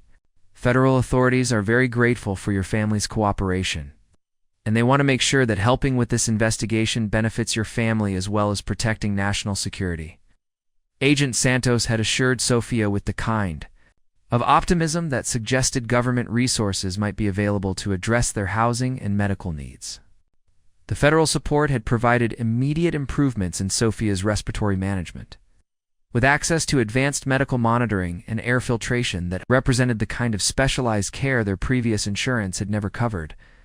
Sophia's morning glucose readings and lung function tests showed marked improvement after just one night in an environment designed to optimize health conditions for individuals with chronic medical conditions. As their convoy approached Martinez Ranch, Jake noticed that the property's security perimeter had been expanded to include neighboring agricultural areas, where military specialists were conducting environmental assessment and intelligence gathering operations. The scope of federal investigation suggested that Martinez Ranch's classified activities had implications that extended far beyond the property boundaries they had attempted to purchase. "Mr. Martinez," Colonel Hayes said as their vehicle stopped near the main ranch buildings, "yesterday's investigation revealed that the underground facilities extend much deeper than our initial assessment suggested. Today we'll be accessing lower levels that appear to contain materials and installations from research programs that were classified at levels requiring specialized handling procedures." "What kind of specialized handling procedures?" Jake asked, beginning to understand that his agricultural expertise was needed for investigations that involved materials and technologies far more complex than conventional weapons development. Research materials that require both environmental containment and psychological evaluation protocols. Colonel Hayes replied with information that suggested federal secrets would be revealed only as necessary for Jake's safety and the investigation's success. The deeper facilities appear to have been used for experimental research that combined biological technologies with psychological manipulation techniques. The reference to psychological manipulation added a disturbing new dimension to Jake's understanding of what had been conducted beneath the innocent-looking farmland. His family had hoped to purchase for Sophia's health needs. Mind control research represented exactly the kind of classified military program that could pose long-term risks for anyone exposed to residual technologies or experimental materials. Colonel Hayes, does psychological research pose safety risks for civilians who might be exposed to residual materials or equipment? Jake asked with immediate concern for Sophia's well-being and the implications for their continued involvement with the investigation. All research activities were conducted with multiple containment systems designed to prevent exposure of personnel who lacked appropriate security clearances and psychological evaluation. Colonel Hayes assured Jake with the kind of professional confidence that suggested military safety protocols had been maintained throughout the research programs. However, we're taking additional precautions to ensure that civilian exposure to any residual materials is prevented. The additional precautions included specialized protective equipment for Jake and continued secure custody for Sophia, while federal investigators accessed the deepest levels of installations that had been designed to contain some of the most sensitive research ever conducted by American military intelligence services. The entrance to Martinez Ranch's deeper underground facilities required security clearances and access codes that had been recovered from classified military archive dating back to the early 1980s. Military specialists with expertise in historical security systems spent over an hour bypassing electronic locks and biometric scanners that had been designed to prevent unauthorized access, even by personnel with standard military clearances. Mr. Martinez, the security systems we're encountering suggest that these deeper facilities were used for research programs that were classified above top-secret levels, Colonel Hayes explained as her team worked to gain access to installations that clearly represented some of the most sensitive military research ever conducted on American soil. What classification levels require security systems this sophisticated? Jake asked, trying to understand the scope of secrecy that had been maintained for 4 decades beneath farmland that appeared completely normal to neighboring agricultural operations, special access programs that were restricted to personnel. With specific psychological evaluations and ongoing monitoring requirements, Colonel Hayes replied with information that suggested mind control research had involved security measures designed to protect both national secrets and the mental health of personnel exposed to experimental technologies.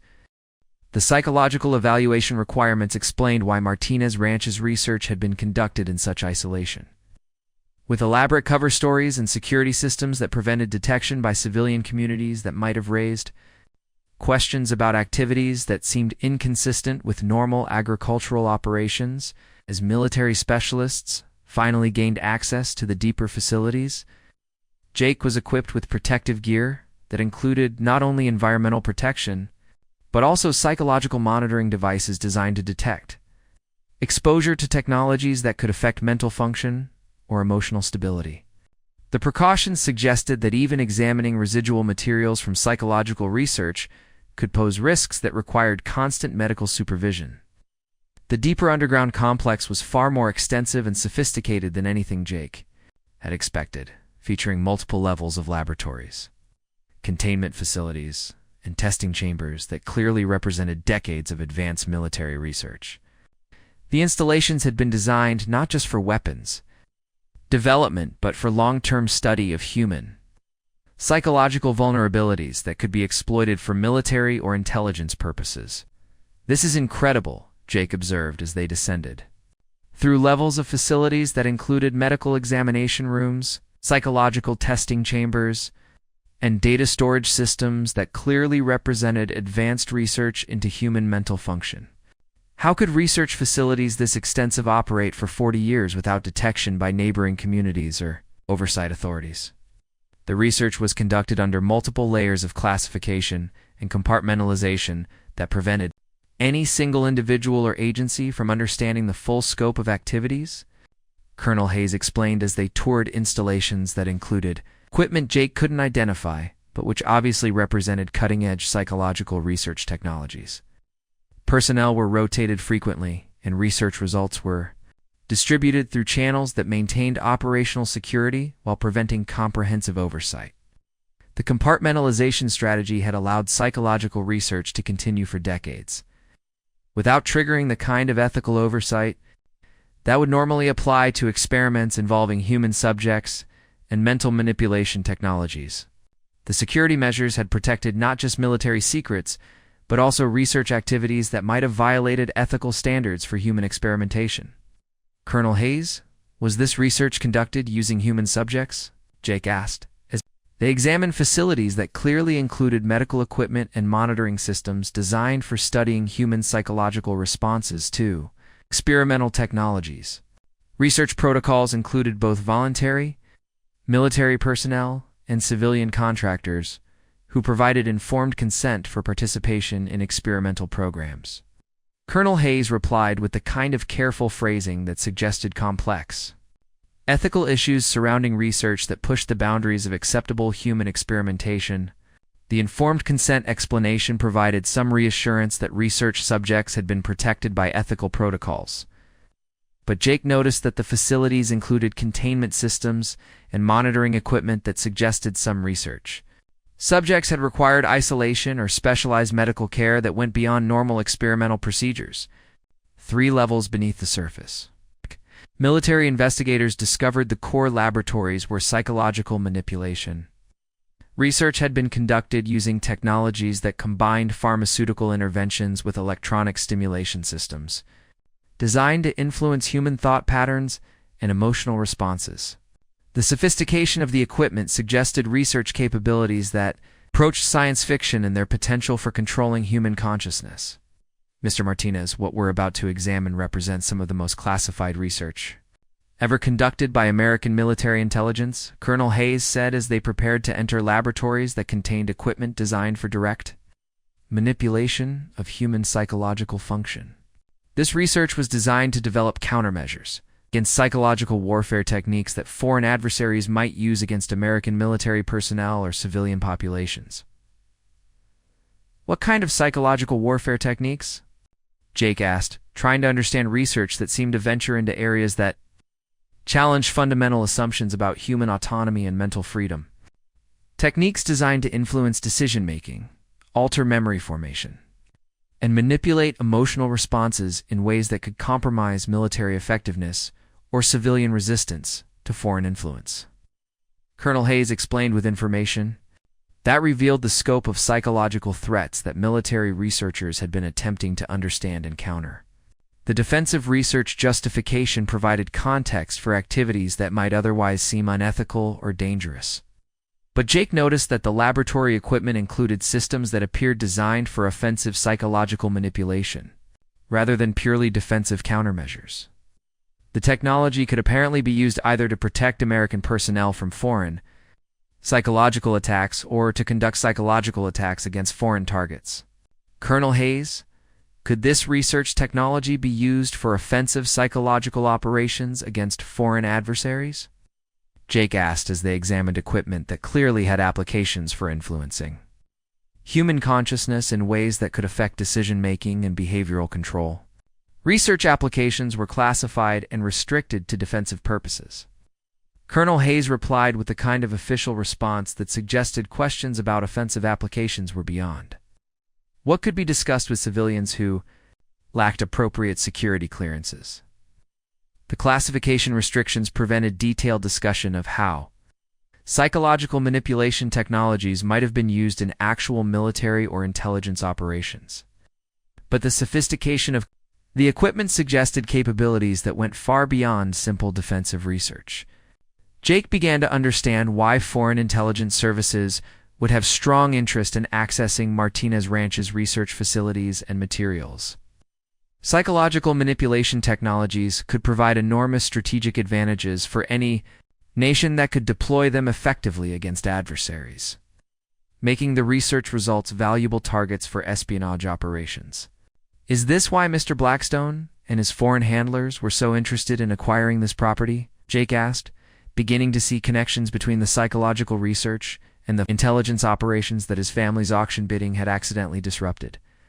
Foreign intelligence services have demonstrated consistent interest in American psychological research capabilities. Colonel Hayes confirmed with obvious concern about international implications of compromised research security. Acquisition of this property would have provided access to technologies and research results that could compromise American psychological defense capabilities while enhancing foreign psychological attack capabilities. The strategic implications were staggering. Foreign access to American mind control research could enable psychological warfare attacks against American military personnel, government officials, or civilian populations that could undermine national defense capabilities and democratic institutions. While Jake assisted with technical assessment of the psychological research facilities, Colonel Hayes received intelligence reports that revealed the full scope of Richard Blackstone's acquisition activities and his connections to foreign intelligence services that had been systematically mapping American military research capabilities for over a decade. Mr. Martinez, federal investigation has revealed information about Mr. Blackstone's activities that significantly expands our understanding of the threats your family accidentally helped expose, Colonel Hayes said as she shared intelligence. Analysis that connected Blackstone's real estate investments to a sophisticated foreign intelligence operation. What kind of threats? Jake asked, beginning to understand that his family's involvement had implications that extended far beyond Martinez Ranch and local real estate development. Blackstone Development Corporation has been operating as a front organization for a foreign intelligence service that has been systematically acquiring access to American military research facilities across 12 states, Colonel Hayes explained. With information that revealed the scope of intelligence operations that had been conducted under cover of legitimate business activities, the geographic scope of Blackstone's operations was enormous, representing investments of over $2 billion in properties that provided intelligence access to American military research, development, and testing facilities that contained some of the most sensitive defense technologies ever developed. Foreign Intelligence Service has been coordinating Blackstone's activities, Jake asked, trying to understand the international implications of intelligence operations that had been conducted on such a massive scale. Intelligence analysis suggests coordination with multiple foreign services that have formed collaborative agreements for accessing and sharing American military research. Colonel Hayes replied with information that suggested international conspiracy rather than simple bilateral espionage. The multinational intelligence cooperation represented a level of threat, coordination that could compromise American defense capabilities across multiple technological domains, from conventional weapon systems to advanced psychological warfare technologies. How long have foreign intelligence services been coordinating systematic acquisition of American military research access? Jake asked, beginning to understand that his family had accidentally exposed intelligence operations that had been developing for years. Preliminary analysis suggests that coordinated foreign intelligence acquisition activities began approximately 8 years ago. Systematic expansion that has accelerated over the past 3 years, Colonel Hayes explained with timeline. Information that suggested long-term strategic planning by adversaries, with extensive resources and sophisticated operational capabilities. The timeline revealed that foreign intelligence services had been conducting systematic operations to map and access American military research capabilities while maintaining business cover identities that prevented detection by conventional counterintelligence monitoring. Does this mean that foreign intelligence services have already accessed and compromised multiple American military research programs? Jake asked with concern about national security implications that could affect military effectiveness and defense capabilities. Damage assessment is ongoing, but preliminary analysis suggests that foreign intelligence access has been more extensive than previously recognized. Colonel Hayes replied with obvious concern about compromised research and technologies that could affect American strategic capabilities. The damage assessment would determine which military technologies and research results had been compromised by foreign intelligence access, requiring security upgrades and potentially complete redesign of affected weapons, systems, and defense capabilities. While federal investigators continued their technical assessment of Martinez Ranch's psychological research facilities, Sophia Martinez made an observation that would prove crucial for understanding how foreign intelligence services had been using The acquired research access to influence American political and social institutions. Sophia had been provided with educational materials about the investigation while remaining in secure federal custody, including simplified explanations of psychological research and intelligence operations that helped her understand why her family's attempted property purchase had become involved in national security operations. Agent Santos, Sophia said, as she studied documentation about Blackstone Development's acquisition activities. The properties that Mr. Blackstone bought are all near places where people make important decisions about government and military stuff. Agent Santos examined Sophia's observation more carefully, recognizing that children's perspective often identified patterns that adults missed due to overly complex analysis of intelligence information. Sophia, can you explain what you noticed about the locations of Mr. Blackstone's property purchases? Agent Santos asked, with the kind of respectful attention that suggested children's insights provide valuable contributions to federal investigations. He bought properties near military bases, but also near state government buildings, universities where government people go to meetings, and places where important business people have conferences, Sophia explained with the kind of systematic analysis that reflected her intelligence, despite her age. Sophia's geographic analysis revealed that Blackstone's acquisitions included not just military research access, but also proximity to locations where psychological influence operations could affect decision-making by government officials, military leaders, and business executives who controlled American strategic capabilities. Sophia, your observation suggests that Mr. Blackstone might have been interested in more than just military research. Agent Santos said as she contacted Colonel Hayes with intelligence analysis that could significantly expand understanding of foreign psychological warfare operations. The expanded scope of Blackstone's targeting suggested that foreign intelligence services had been preparing, not just to steal American military research, but to deploy psychological manipulation technologies against American leadership in ways that could influence policy decisions and strategic planning. Colonel Hayes immediately recognized the strategic implications of Sophia's insight, realizing that Martinez Ranch's psychological research could have been used not just for military applications, but for systematic influence operations against American government and business leadership. Agent Santos Sophia's analysis suggests that foreign intelligence services were planning to weaponize psychological research against American civilian leadership, Colonel Hayes said as she reviewed geographic data that confirmed the strategic positioning of Blackstone's property acquisitions. The civilian targeting implications transformed the investigation from military research security to domestic counterintelligence operations designed to protect American democratic institutions from systematic psychological manipulation by foreign adversaries. Does this mean that foreign intelligence services were planning to use mind control research to influence American government decisions? Sophia asked with the kind of direct understanding that cut through intelligence complexity. To identify essential threats, Sophia, foreign intelligence services appear to have been planning psychological influence operations that could affect decision-making by American leaders in ways that would benefit foreign countries. Colonel Hayes replied with careful honesty about threats that could affect democratic governance and national sovereignty. The psychological warfare implications represented threats to American democracy that went beyond conventional military or intelligence operations, suggesting systematic foreign attempts to compromise the mental autonomy of American leadership through technological manipulation. Deep within Martinez Ranch's most secure storage facilities, military investigators discovered comprehensive documentation of psychological research that revealed not just experimental results, but also operational plans for deploying mind control technologies against specific targets in American government, military, and business leadership. Mr. Martinez, the documents we're discovering suggest that psychological research at this facility went far beyond defensive countermeasures. Colonel Hayes said as federal specialists examined research files that included detailed psychological profiles and targeting plans for specific American officials. What kind of targeting plans?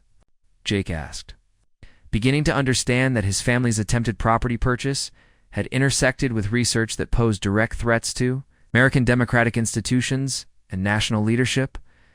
Research files include psychological assessments and manipulation strategies for specific government officials, military commanders, and business leaders who control American strategic capabilities.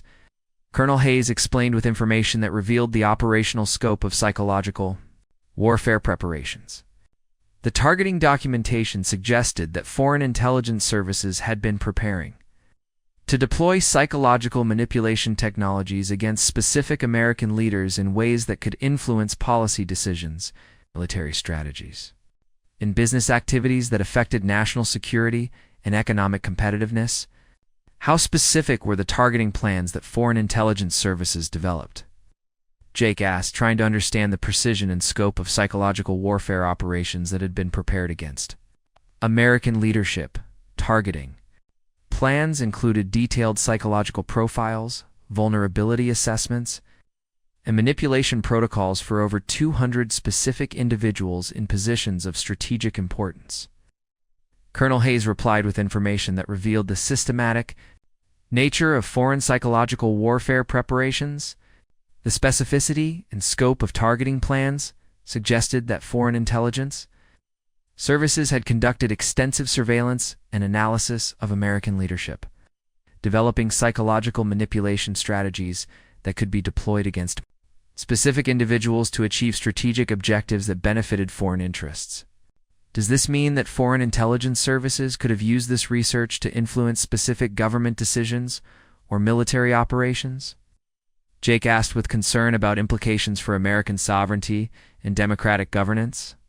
Research documents suggest that psychological manipulation capabilities were designed to influence decision-making in ways that could compromise American strategic interests. Colonel Hayes confirmed with obvious alarm about the implications for national security and democratic institutions. The influence capabilities represented threats to American sovereignty that could be more dangerous than conventional military attacks, as psychological manipulation could compromise American leadership without detection or understanding of foreign influence operations.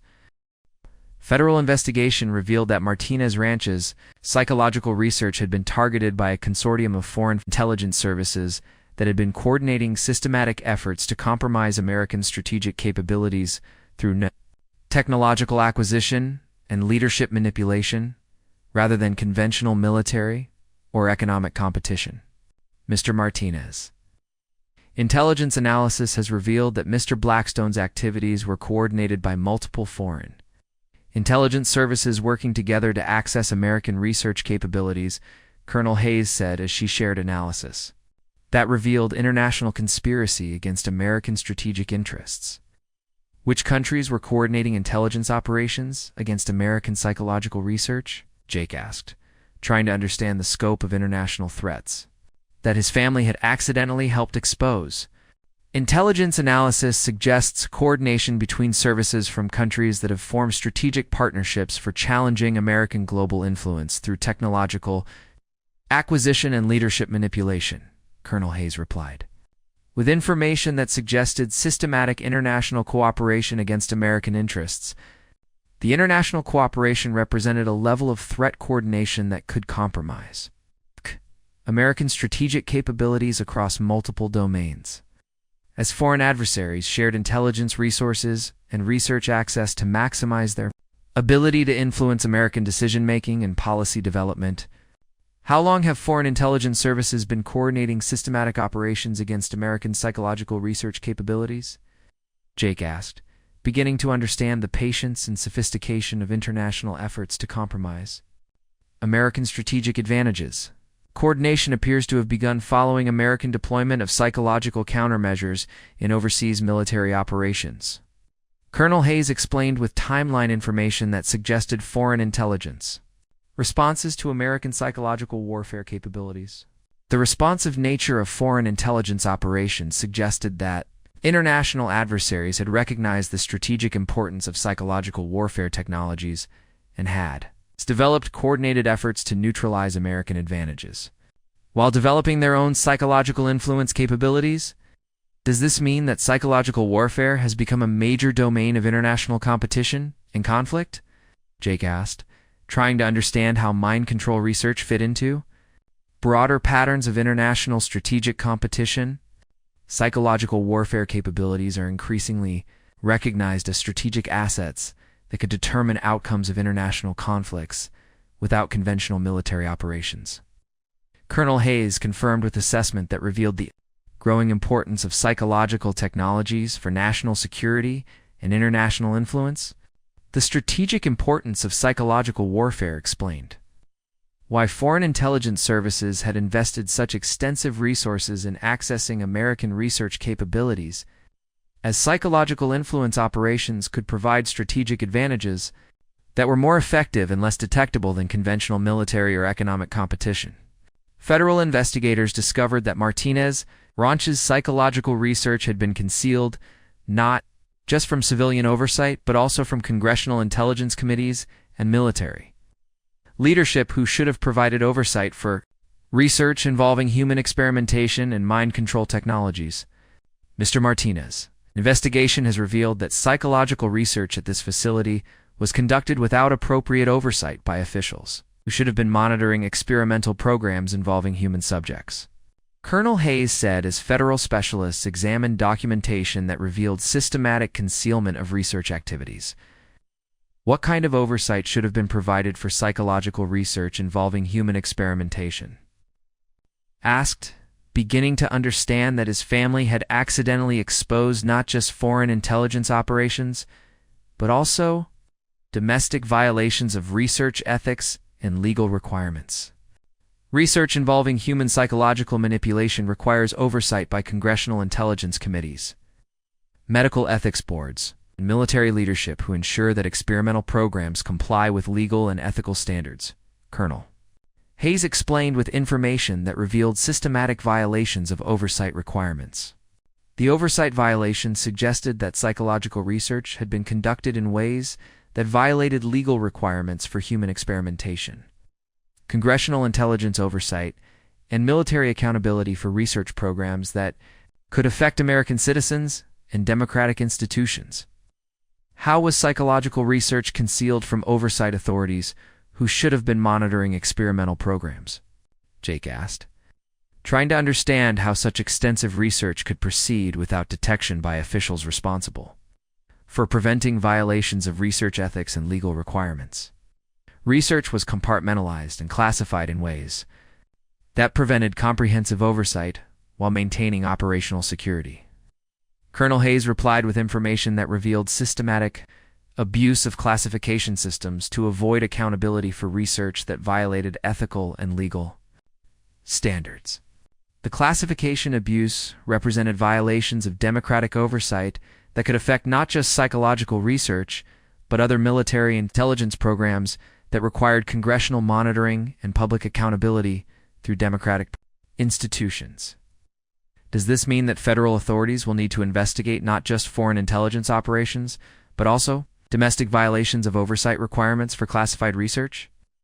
Jake asked with understanding that his family's discovery had implications for both national security and democratic accountability. Investigation will address both foreign intelligence threats and domestic violations of research oversight requirements. Colonel Hayes confirmed with obvious concern about systematic failures of democratic accountability for classified research programs.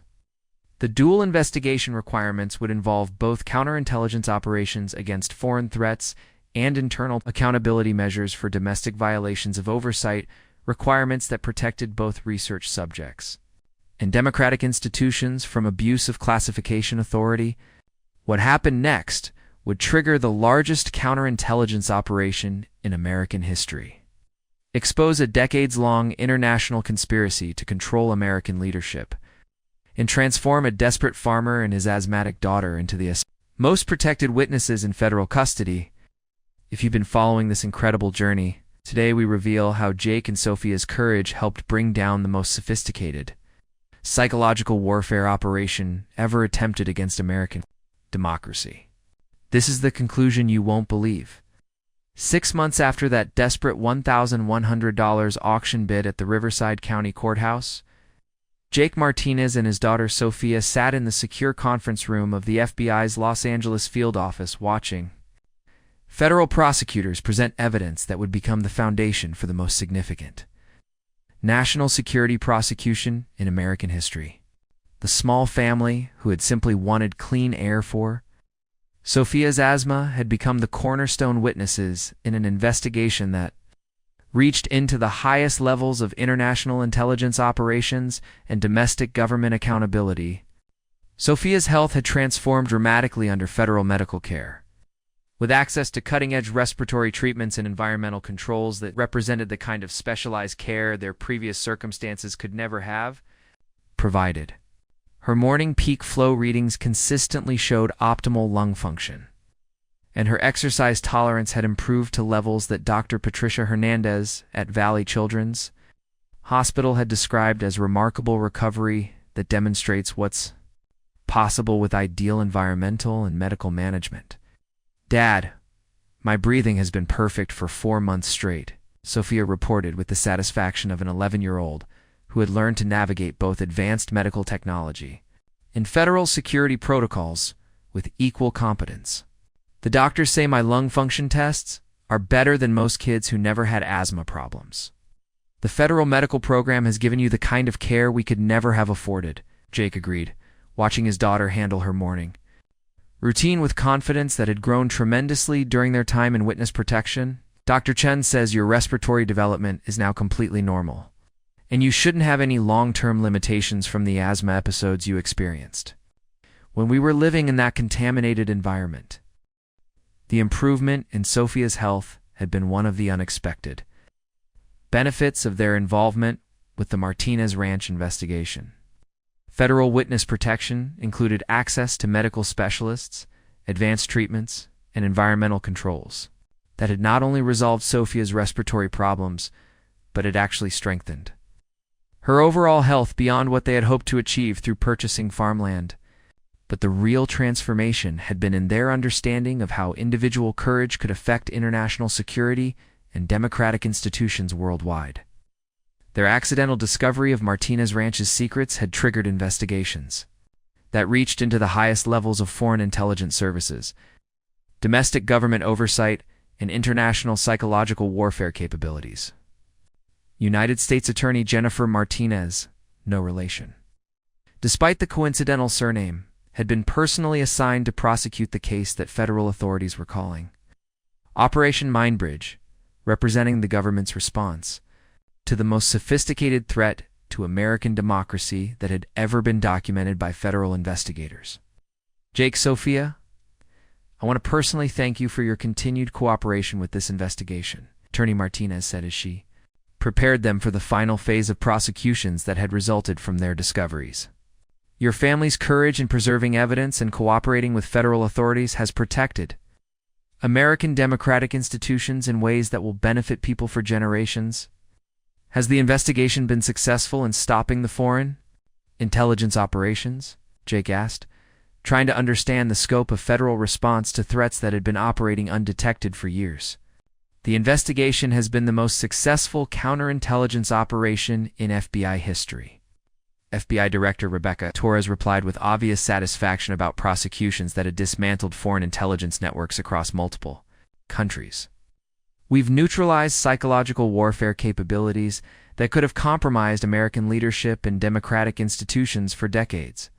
"What does neutralized mean?" Sophia asked, with the directness that had characterized her approach to understanding adult complexities throughout their involvement with federal authorities.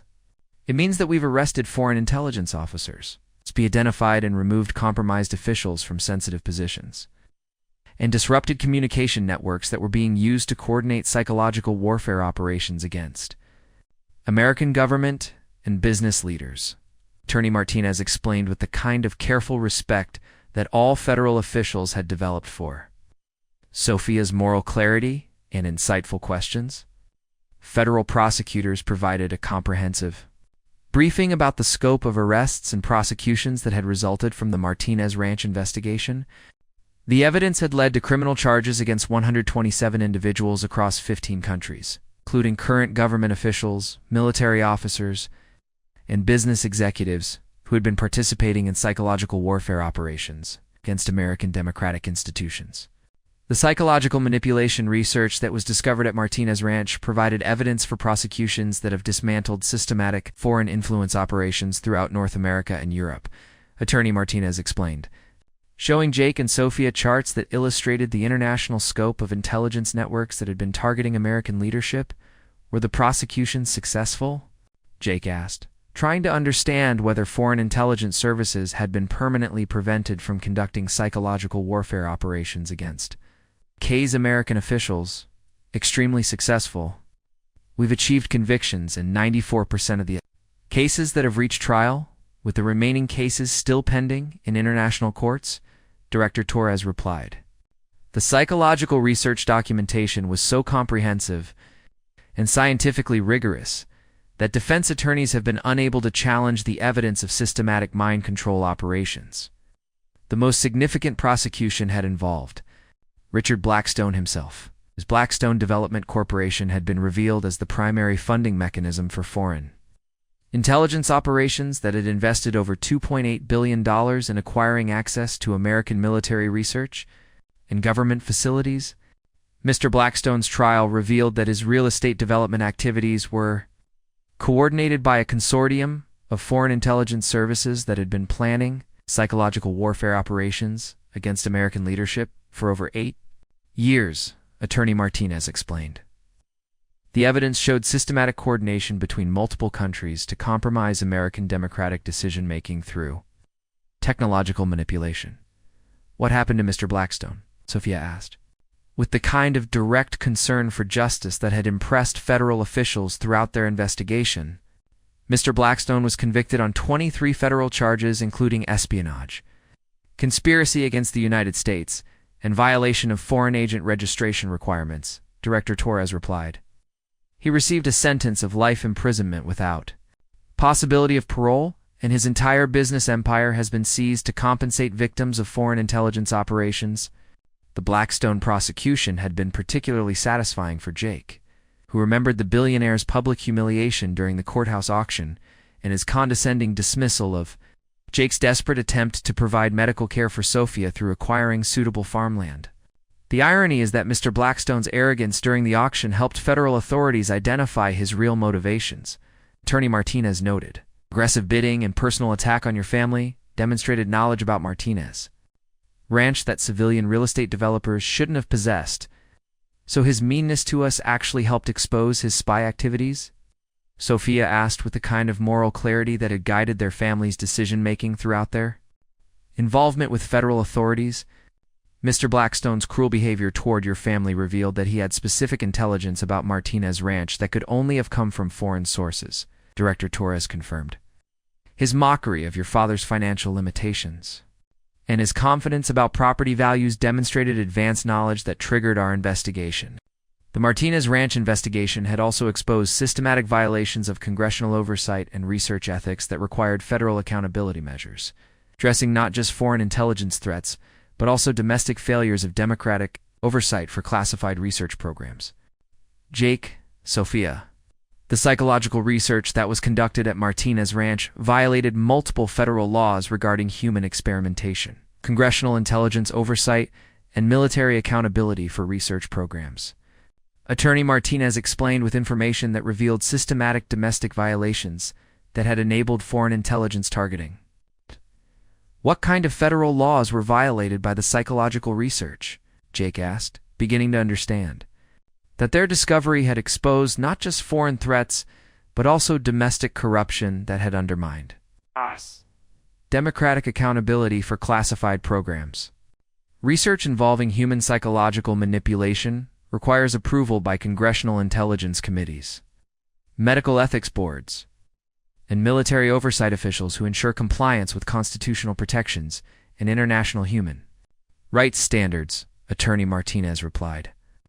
The Martinez Ranch research was conducted without any of the required oversight, using classification authority to conceal violations of research ethics and legal requirements. The oversight violations had enabled foreign intelligence services to target American research capabilities, because domestic accountability failures had prevented detection of security vulnerabilities that congressional oversight would have identified and addressed through proper democratic supervision. How many government officials were involved in concealing psychological research from oversight authorities? Sophia asked, with understanding that adult failures of responsibility had created vulnerabilities that foreign countries had exploited to threaten American democracy. 14 current and former government officials have been charged with violations of oversight requirements, abuse of classification authority, and conspiracy to conceal research activities from congressional supervision. Director Torres replied, with obvious concern about systematic domestic failures that had compromised both research ethics and national security.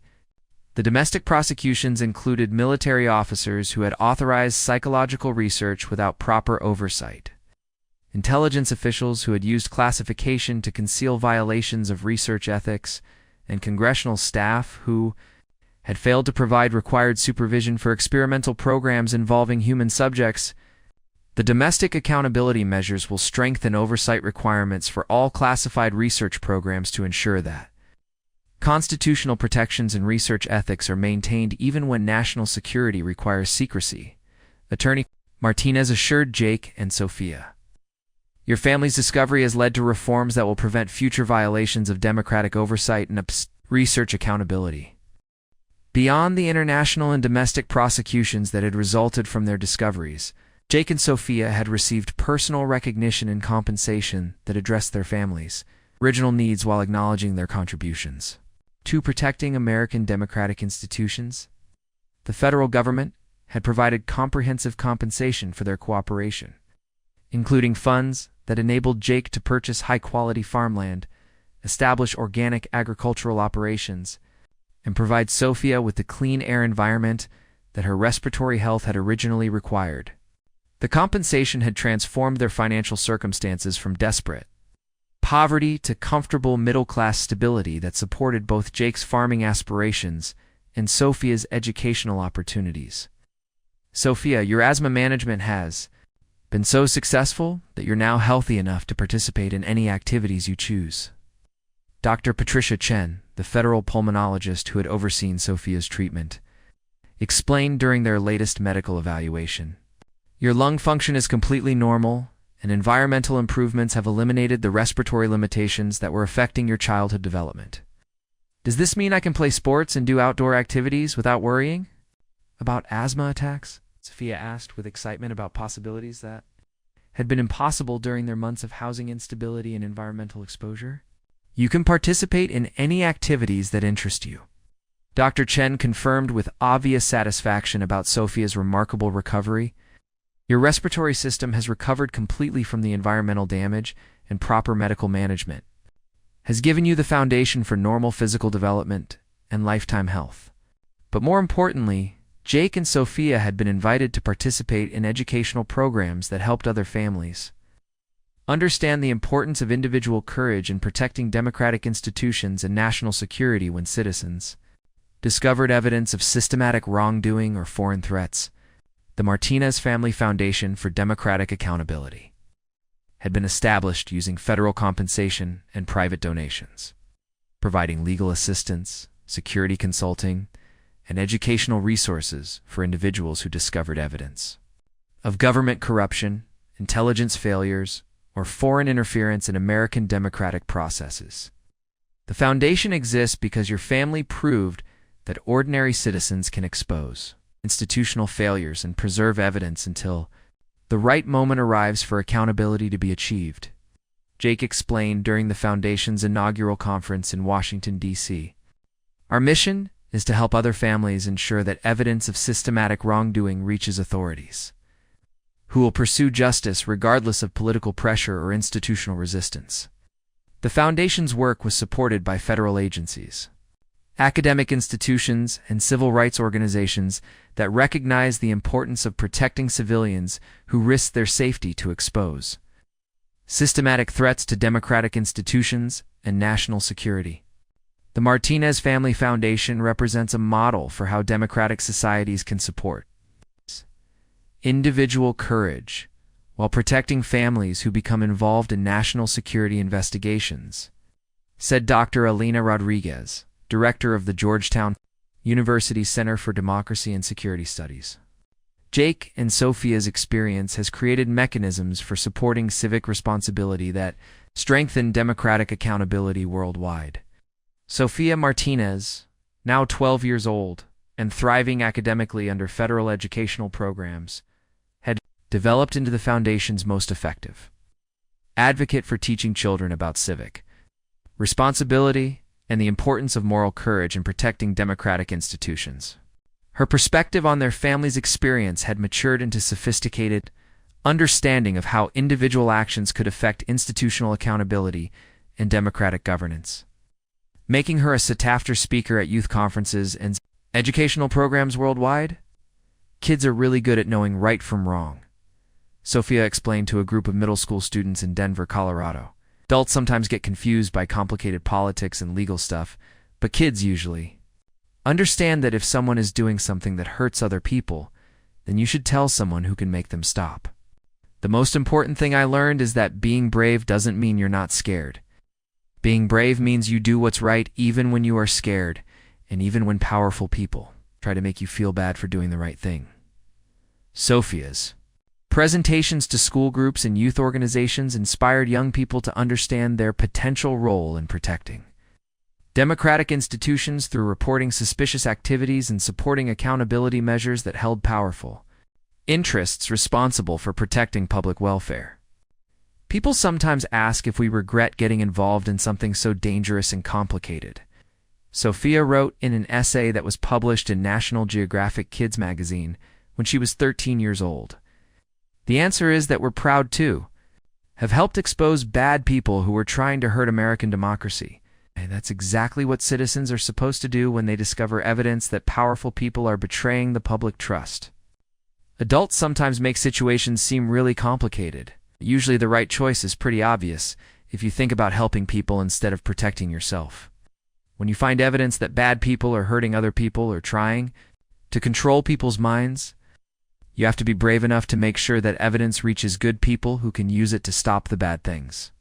The international recognition culminated in Sophia receiving the Young Citizens Award from the United Nations Educational, Scientific, and Cultural Organization, recognizing her contributions to promoting civic responsibility and democratic participation among young people worldwide. Sophia Martinez represents the best of democratic values, said UNESCO Director General Amira Hassan during the award ceremony in Paris.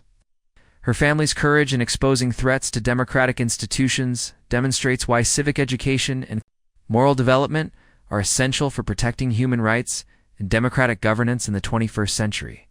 With the immediate security threats neutralized and the major prosecutions completed, federal authorities had transformed Martinez Ranch into a training facility for counterintelligence operations and a memorial to the importance of individual courage in protecting democratic institutions from systematic threats. The underground facilities had been converted into educational exhibits about psychological warfare, foreign intelligence operations, and the importance of congressional oversight. For classified research programs, the ranch served as a training center for federal agents, military personnel, civilian officials who needed to understand modern threats to democratic institutions and national security. This is where it all started, Sophia observed as they toured the facility that had become a monument to their family's courage and the federal investigation that had protected American democracy. It's weird to think that trying to buy this old farm led to catching so many spies and protecting so many people. Your family's desperate attempt to purchase this property accidentally disrupted the most sophisticated foreign intelligence operation ever attempted against American democratic institutions, said Colonel Patricia Hayes, who had been promoted to director of the Pentagon's Psychological Warfare Defense Division following the successful investigation. Your courage in cooperating with federal authorities prevented psychological manipulation of American leadership that could have compromised democratic governance for decades.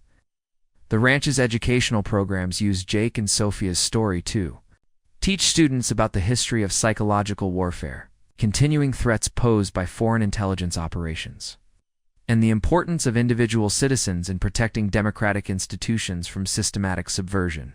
Mr. Martinez and Sophia's investigation demonstrates that protecting democracy requires constant vigilance from ordinary citizens who are willing to report suspicious activities and preserve evidence of institutional failures, explained Dr.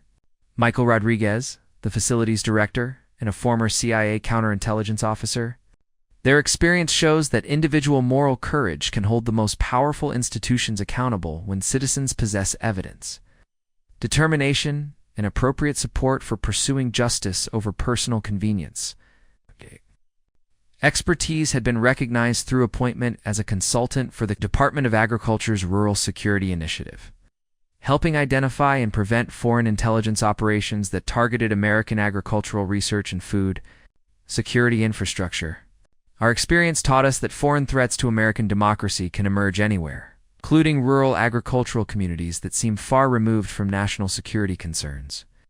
Jake explained during congressional testimony about rural security vulnerabilities. Farmers and rural residents are often the first to notice activities that don't belong in agricultural settings, making rural communities important components of national security awareness. 5 years after their interrupted auction bid, Jake and Sophia had established themselves as leading advocates for government accountability and citizen participation in protecting democratic institutions from foreign interference and domestic corruption. The Martinez Ranch investigation had inspired legislative reforms that strengthened oversight requirements for classified research, enhanced protections for whistleblowers and witnesses, and improved coordination between federal agencies responsible for protecting democratic institutions from foreign and domestic threats. Sophia's testimony helped us understand that protecting democracy requires not just strong institutions, but also citizens who are willing to risk their comfort and safety to hold those institutions accountable, said Representative Maria Gonzalez, chair of the House Intelligence Committee. After Sophia's appearance before Congress when she turned 14, her family's experience demonstrates why we need robust protections for people who discover evidence of systematic failures in government and intelligence operations. Jake had completed his law degree through evening programs while managing the foundation, becoming a licensed attorney, specializing in national security law and democratic accountability. His expertise in navigating the complex intersection of classified materials, witness protection, and civic responsibility made him a sought-after consultant for government agencies and civil rights organizations.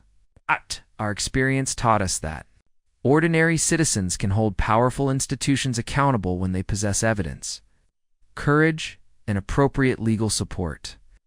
Jake explained during a Harvard Law School symposium on government accountability. The key is ensuring that people who discover evidence of systematic wrongdoing have access to legal guidance and security protection that allows them to act on their moral convictions without risking their family's safety. The international impact of the Martinez Ranch investigation continued to expand as additional countries used similar evidence preservation and analysis techniques to expose and prosecute foreign intelligence operations within their own government structures. The systematic approach to documentation and federal cooperation that Jake and Sophia had demonstrated became standard practice for counterintelligence investigations worldwide. The Martinez methodology has revolutionized how democratic governments investigate and prosecute foreign psychological warfare operations, said Dr. James Baldwin, director of the Atlantic Council's International Security Program. Their approach to evidence preservation and federal cooperation has been adopted by intelligence agencies throughout the democratic world.